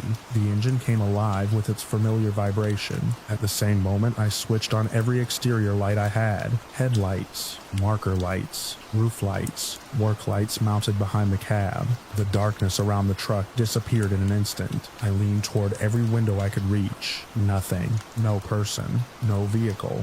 No animal crossing the beams. Only blowing dust twisting through the light before disappearing into the darkness beyond. I kept the engine running. The heater fan pushed warm air through the cab. That should have been reassuring. Instead, the next sound came through the ventilation system. Something tapped lightly against the exterior vent near the sleeper. One tap, a pause, another tap from a different position. Then a soft rubbing sound traveled along the outside of the vent housing. It reminded me of fingertips moving across plastic. The fan continued blowing. Nothing entered the cab. No smell changed. No debris came through. Only those strange movements circling the outside of the ventilation openings. I shut the fan off. The rubbing stopped. I switched it back on. A few seconds later, the sound returned. Always outside, always following the location of the vent. I reached over and closed every airflow control again, even though they had already been shut before I went to sleep. For several minutes, there was nothing. The engine idled steadily. The lights illuminated empty dirt in every direction. Eventually, I told myself someone had probably tried the doors earlier, realized the truck was occupied, and left. The sounds around the vents could have been loose plastic vibrating in the wind. That explanation almost worked. Then both mirrors moved at exactly the same time, not folding inward, not shaking. They tilted slightly as if equal pressure had been placed on each one simultaneously. I stared through the windshield. Still nothing. No figure crossing between the headlights. No reflection. No shadow. The mirrors eased back to their normal position. A dull thump landed somewhere behind the cab. Another followed several feet away, then another, never close together, never far enough apart to suggest footsteps, just isolated impacts moving slowly around the truck, without revealing whatever caused them. I picked up my phone. There was no signal. That wasn't unusual out there. I considered driving away immediately. The problem was the access road. It twisted through uneven ground before reaching pavement, and I was exhausted enough that driving in the dark carried its own risk, so I stayed where I was with every light burning. The sounds continued for what felt like hours. Sometimes they disappeared long enough for me to think it was over. Then a handle would move again, or something would brush against a vent, or a faint scrape would pass across a window. None of it was violent. That somehow made it worse. Nothing tried to force its way inside. Everything behaved as though it expected the truck to open eventually, if it remained patient enough. Toward morning, the wind finally weakened. Gray light slowly replaced the darkness. Birds started somewhere beyond the parking area. Whatever had surrounded the truck during the night was gone. I climbed down after checking the ground around me first. The dirt showed ordinary tire tracks. Mine, older ones that had already softened from previous winds. Nothing else stood out. I walked around the truck expecting to find scratches from blowing debris. Instead, I stopped beside the driver's window. Small marks covered the glass. They weren't smears. They weren't streaks left by rain because it had never rained. Each mark looked like a tiny oval impression pressed against the outside surface, almost as though something soft had touched the window and left behind a faint cloudy print. I leaned closer. There were several clustered together. Each one was much smaller than the tip of my thumb. I moved to the passenger side. More. The windshield. More again. Even the rear sleeper windows had them. Every single window on the truck carried the same strange impressions. None appeared anywhere on the painted body. Only the glass. I wiped one with my sleeve. It disappeared easily. There was no residue I could identify. Just a clean patch where the mark had been. The rest remained untouched until I circled the truck again, hoping some angle would explain them. Nothing did. I inspected the mirrors. No damage. Door handles worked normally. The vent covers were secure. Everything looked exactly as it should have, except for those countless tiny impressions. I drove to the next terminal later that morning and mentioned the strange night to another driver without adding too much detail. He laughed, suggested insects, and that seemed reasonable until we walked outside together. He looked over every window. He rubbed one of the marks away with his finger. Then he frowned. He couldn't tell me what had made them either. During every trip since then, I have parked in isolated places many times. Wind still rattles mirrors. Dust still slides across metal. Animals still wander through parking areas. Those sounds no longer bother me. What bothers me is waking unexpectedly in complete darkness whenever a door handle clicks somewhere outside my truck. Because every time it happens, I remember standing in the morning light, looking at every window covered with those small impressions, wondering how anything could have reached every piece of glass without leaving a single clear sign that it had ever been there.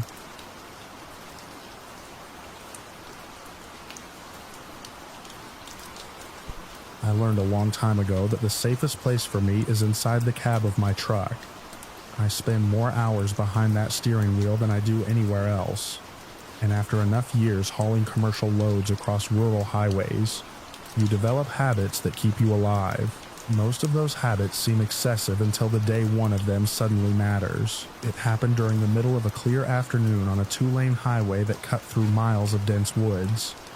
There weren't any houses, side roads, or businesses nearby. Just trees pressing close to the shoulder, and long stretches of cracked pavement disappearing over rolling hills. I had pulled onto a wide gravel shoulder because one of the cargo straps looked looser than I liked in my mirror. It wasn't an emergency. The load wasn't shifting. I simply didn't believe in taking chances. I climbed out, walked alongside the trailer, and tightened the strap until it stopped moving under my hand. The woods were quiet except for insects and the distant hum of traffic that never seemed to get any closer. I had almost finished when movement caught my eye. Someone was walking along the edge of the highway. That wasn't unusual by itself. Every now and then people broke down or decided to hike between towns. What caught my attention was how isolated the area was. The nearest gas station I'd passed had been almost 10 miles behind me. The man looked to be in his 40s.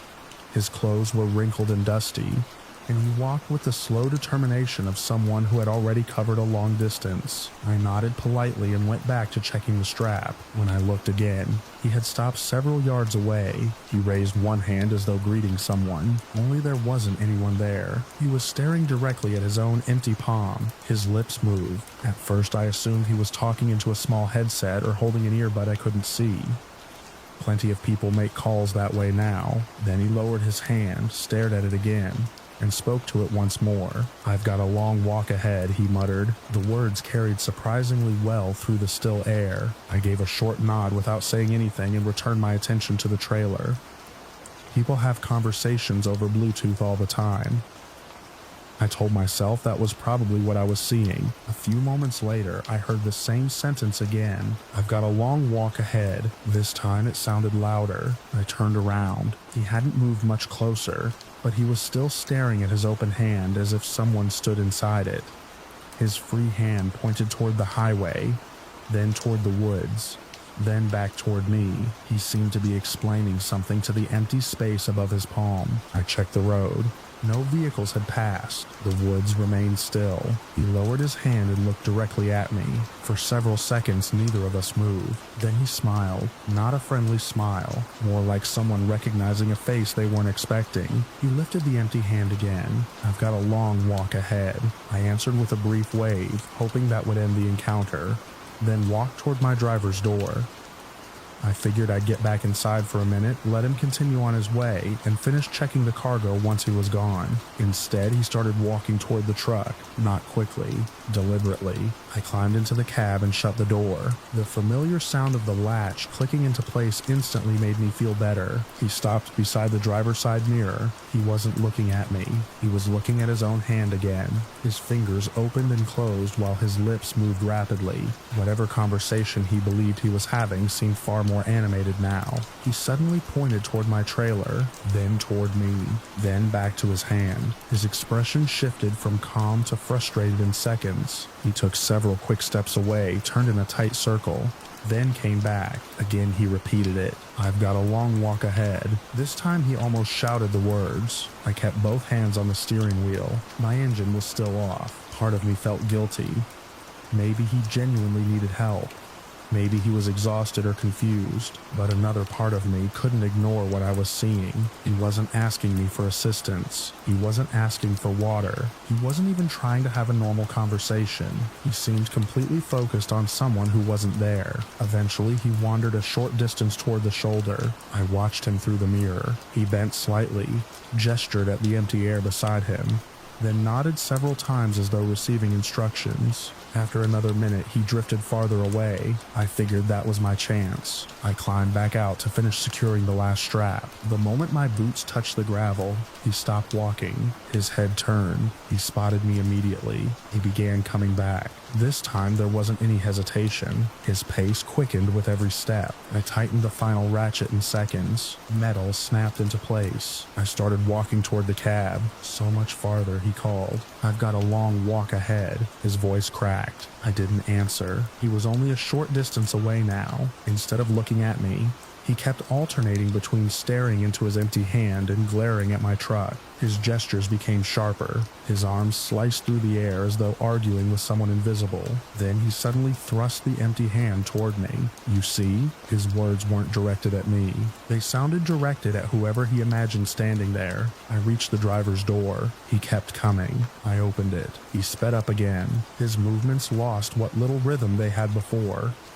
He stumbled once, caught himself, pointed at me, then resumed talking rapidly to the empty space beside his face. The distance between us kept shrinking. I climbed inside, locked the doors, started the engine. He reached the side of the truck just as the engine settled into its idle. His palm slapped lightly against the driver's door, not hard enough to damage anything, just enough to let me know he was there. He leaned toward the window. His mouth moved constantly. I couldn't hear every word over the engine, but I caught the familiar sentence one last time. "I've got a long walk ahead." His expression changed again. The frustration disappeared. Now he simply looked confused. He glanced down at his empty hand as if expecting someone to answer. Then his shoulders stiffened. His eyes snapped back toward me. I didn't wait to see what happened next. I released the brake, eased back onto the highway, and accelerated faster than I normally would with a loaded trailer. In the mirror, I watched him shrink into the distance. He remained standing on the gravel shoulder. One arm hung at his side. The other stayed raised in front of him, palm open, carrying on a conversation with nobody I could see. I drove another 20 miles before stopping to inspect the cargo again. Everything was secure. Nothing had been wrong with the straps in the first place except my own caution. Even now, whenever I pull onto an isolated roadside shoulder surrounded by woods, I finish whatever needs doing as quickly as I can. Most strangers I meet out there are decent people having a bad day, but every so often I remember that man standing alone in the afternoon sunlight, calmly talking to an empty hand about the long walk ahead, and I find myself checking every mirror before climbing back into the safety of my cab.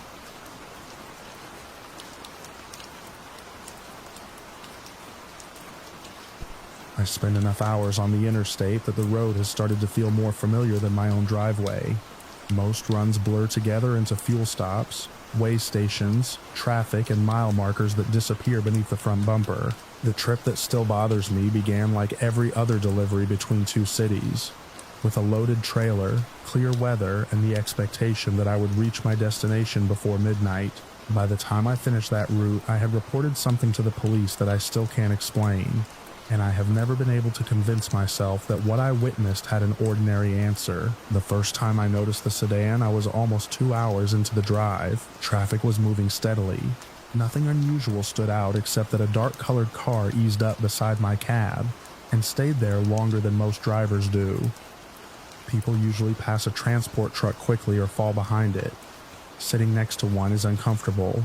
You can't see much ahead, and most drivers know better than to linger. The driver kept both hands on the wheel. The passenger was looking directly at me. At first I thought they wanted my attention because something was wrong with my trailer.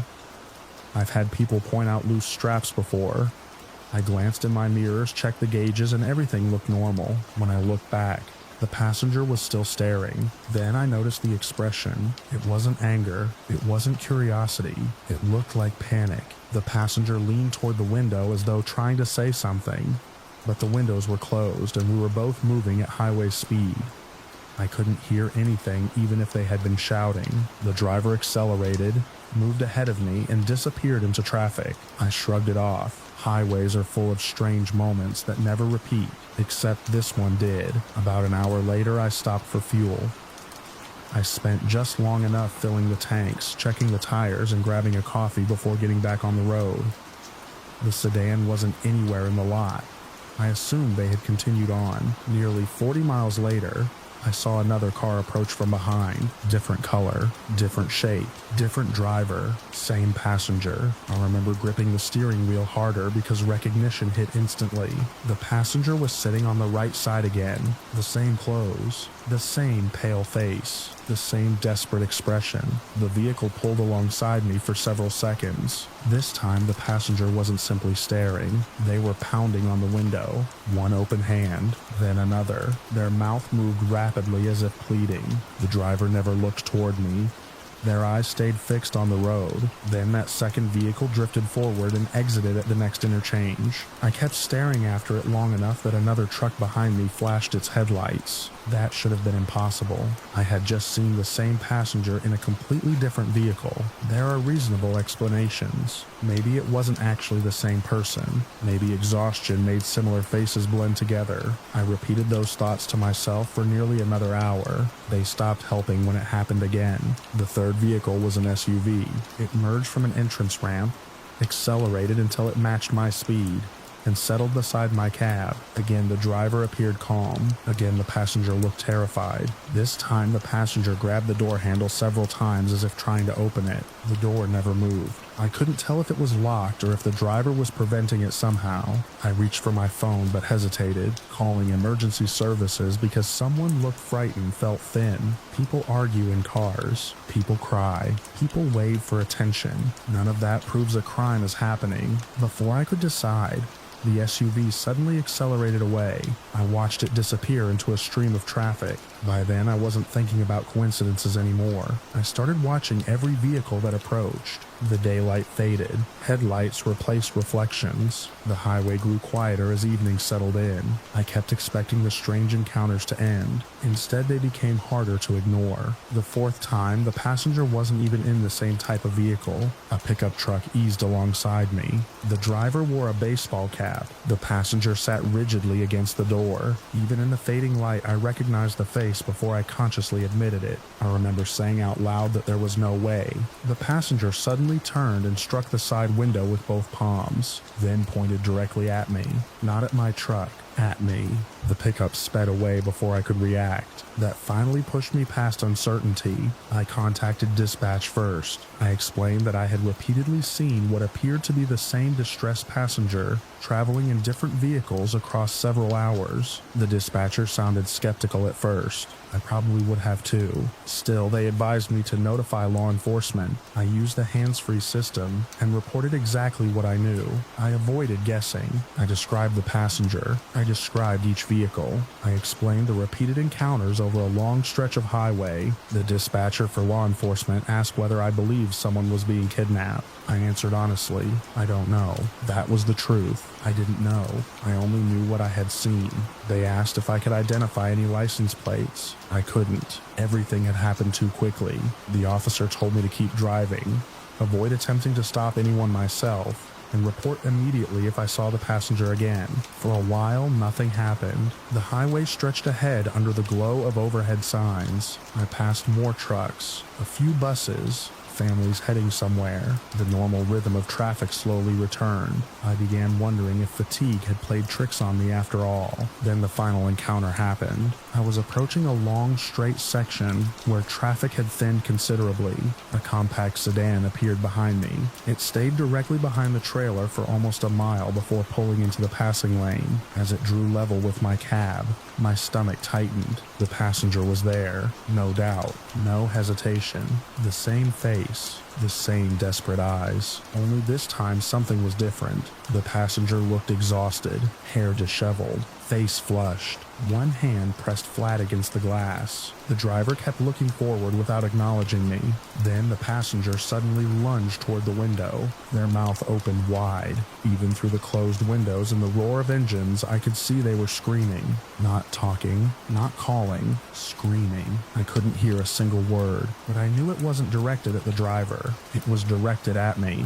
For several seconds, the passenger maintained eye contact while shouting with everything they had. Then the sedan accelerated hard. Within moments, it slipped between other vehicles and vanished into the darkness ahead. I reported it immediately. The officer stayed on the line while asking for mile markers, travel direction, and every detail I could remember. Several patrol units were reportedly checking the area. I kept driving because there was nothing else I could do. Every few miles I expected flashing lights ahead. I expected to see one of those vehicles stopped on the shoulder. Nothing. The rest of the drive passed without another sighting. At the distribution center, I gave another statement before heading to a motel. The next afternoon, an investigator called to clarify a few details. They wanted timelines, descriptions, anything that might separate one vehicle from another. I answered every question as carefully as I could. Before ending the call, I asked the only question that mattered. Had they found the passenger? There was a pause. The investigator told me they had checked traffic cameras covering several portions of the route.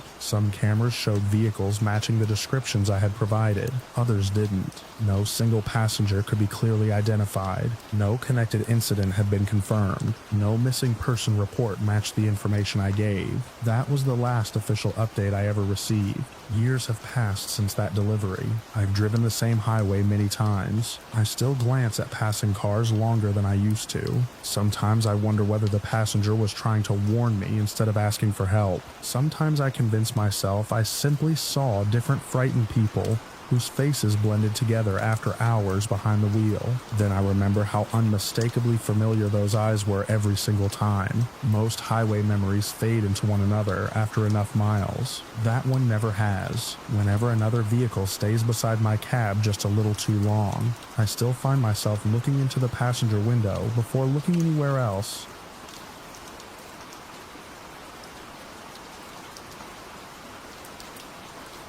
I have spent enough nights alone on empty roads to know the difference between ordinary silence and the kind that makes the back of your neck tighten for reasons you cannot explain. The night this happened, I pulled my truck onto a forgotten mountain detour because I had no other choice. And before sunrise, I found myself waking to people who thought my trailer was the target of a military exercise. The detour was not on my route when I left the distribution center that afternoon. A landslide farther down the highway forced every commercial vehicle onto a narrow mountain road that twisted through thick pine forest. Traffic moved slowly enough that I burned more driving hours than I expected, and by the time I reached the highest stretch of the road, I was legally out of time. Years before I started hauling freight, I had served in the military. That experience never completely leaves you. You notice where vehicles can hide. You notice unusual tire tracks. You pay attention to sounds most people ignore. It also teaches you when to stop trying to force a schedule. The shoulder widened into what looked like an abandoned turnout, overlooking a dark valley. It was flat enough for the truck, far enough from the road to avoid passing traffic, and quiet enough that I figured I could get a few hours of sleep before finishing the drive at first light. I shut the engine down. The silence settled in almost immediately. Without the diesel rumbling beneath me, I could hear wind moving through the trees somewhere above the turnout. Every now and then, loose gravel shifted as it cooled after a warm day. Nothing unusual, just the little sounds that become obvious when everything else disappears. I locked the doors out of habit, climbed into the sleeper berth, and closed the curtain. Sleep came faster than I expected. I have no idea how long I was asleep before something pulled me awake. It was not loud. It was the feeling that something outside had changed. For a moment, I stayed perfectly still. Military training has a way of teaching your body to wake before your brain understands why. I listened without moving. The wind was still there. Then I heard another sound. A faint scrape, not metal. Boots. Slow. Careful. More than one pair. The sound stopped. I waited. Nothing. Maybe hikers. Maybe someone checking the turnout. Maybe my imagination combining unfamiliar mountain noises with an old habit of expecting trouble. I almost convinced myself to roll over when another scrape came from the opposite side of the trailer. Different position. Someone had moved. That made me fully awake. I eased the curtain aside just enough to peek through the side window. Darkness. The moon was hidden behind clouds, leaving only faint outlines of the trees. I could not actually see anyone. Still, I had the unmistakable feeling that people were outside. I stayed quiet. Several long seconds passed. Then another tiny sound came from near the back of the trailer. A soft tap. Not accidental. Intentional. It reminded me of the way soldiers sometimes tested whether something was occupied without immediately giving themselves away. My first thought was theft. Cargo theft happens. Most thieves expect sleeping drivers to stay asleep. I reached for the flashlight I kept beside the bunk. Before I could switch it on, another noise came from outside. A whisper, too quiet to understand. Then another whisper answered from farther away.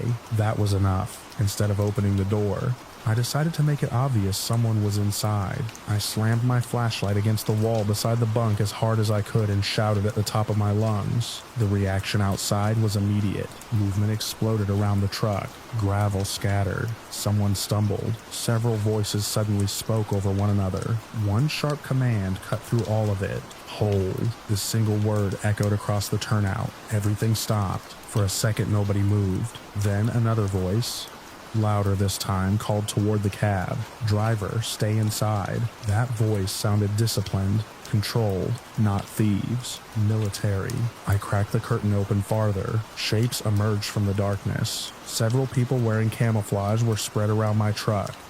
Some crouched behind trees, others beside the trailer. Even in the poor light, I recognized the posture. Training, not combat. One person approached carefully with both hands visible. Another stood several yards behind, watching everything. The approaching figure stopped well short of the driver's door. I'm going to identify myself, the person called. The tone was calm now. Within another minute, flashlights came on. Not bright enough to ruin everyone's night vision, just enough to illuminate faces. I finally opened the driver's window. The officer below looked almost as relieved as I felt. He apologized before asking a single question. Their unit had been conducting a nighttime exercise in the surrounding forest. According to the scenario they were following, an abandoned cargo vehicle had been placed somewhere along the mountain road as an objective. Someone had reported seeing a trailer parked in the turnout. The description matched my truck closely enough that the training group believed they had located the exercise objective. From their perspective, everything fit.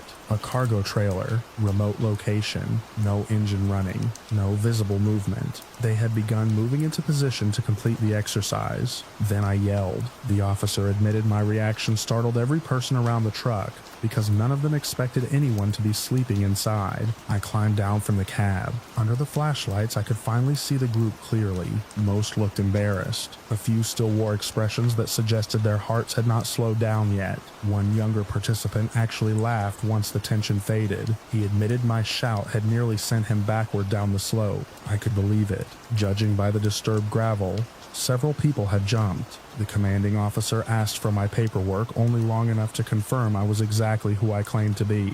Everything matched. Commercial freight, Unexpected detour, mandatory rest period, wrong place at exactly the wrong time. I explained how the highway closure had forced me onto the mountain road. If the landslide had not happened, I never would have parked there. He nodded immediately.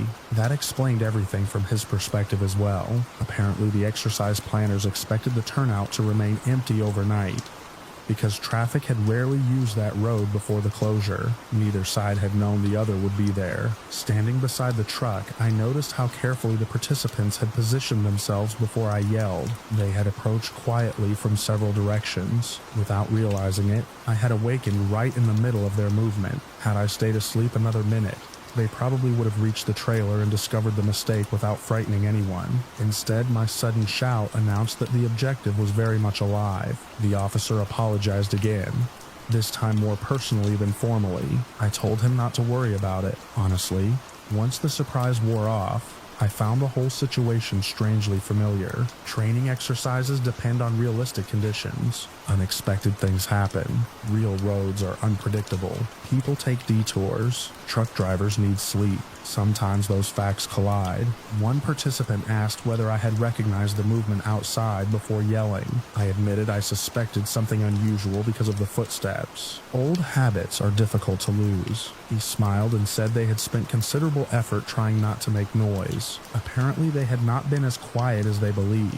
The conversation stayed brief. Everyone still had work to do before daylight. The officer radioed someone farther up the road, explaining that the reported objective had turned out to be an actual civilian vehicle. Within minutes, I watched several more participants quietly disappear back into the trees. It happened so efficiently that they almost blended into the forest again. If I had arrived 5 minutes later or parked somewhere else, I never would have known they were there. Before returning to the cab, I looked across the valley. The clouds had begun breaking apart.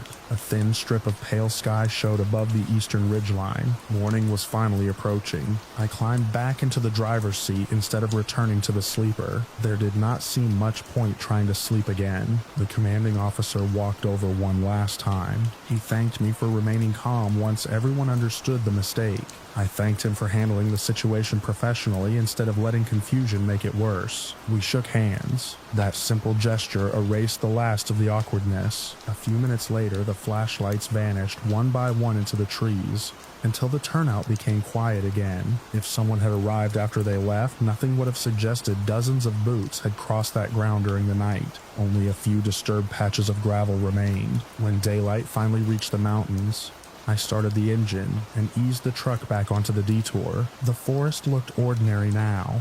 Birds had replaced whispers. The same turnout that had seemed isolated in darkness looked almost peaceful beneath the morning light. I finished the delivery later than planned, and the customer never knew why. Whenever another driver complains about unexpected detours or strange places they've had to stop for the night, I usually think back to that mountain turnout. Most people expect danger to come from criminals or mechanical failures on lonely roads. I learned that sometimes the biggest surprise comes from two groups of people doing exactly what they're supposed to be doing at exactly the wrong place and exactly the same time. The last thing I saw in my mirror before the road curved away was that empty turnout growing smaller beneath the morning sun, looking as though nothing unusual had ever happened there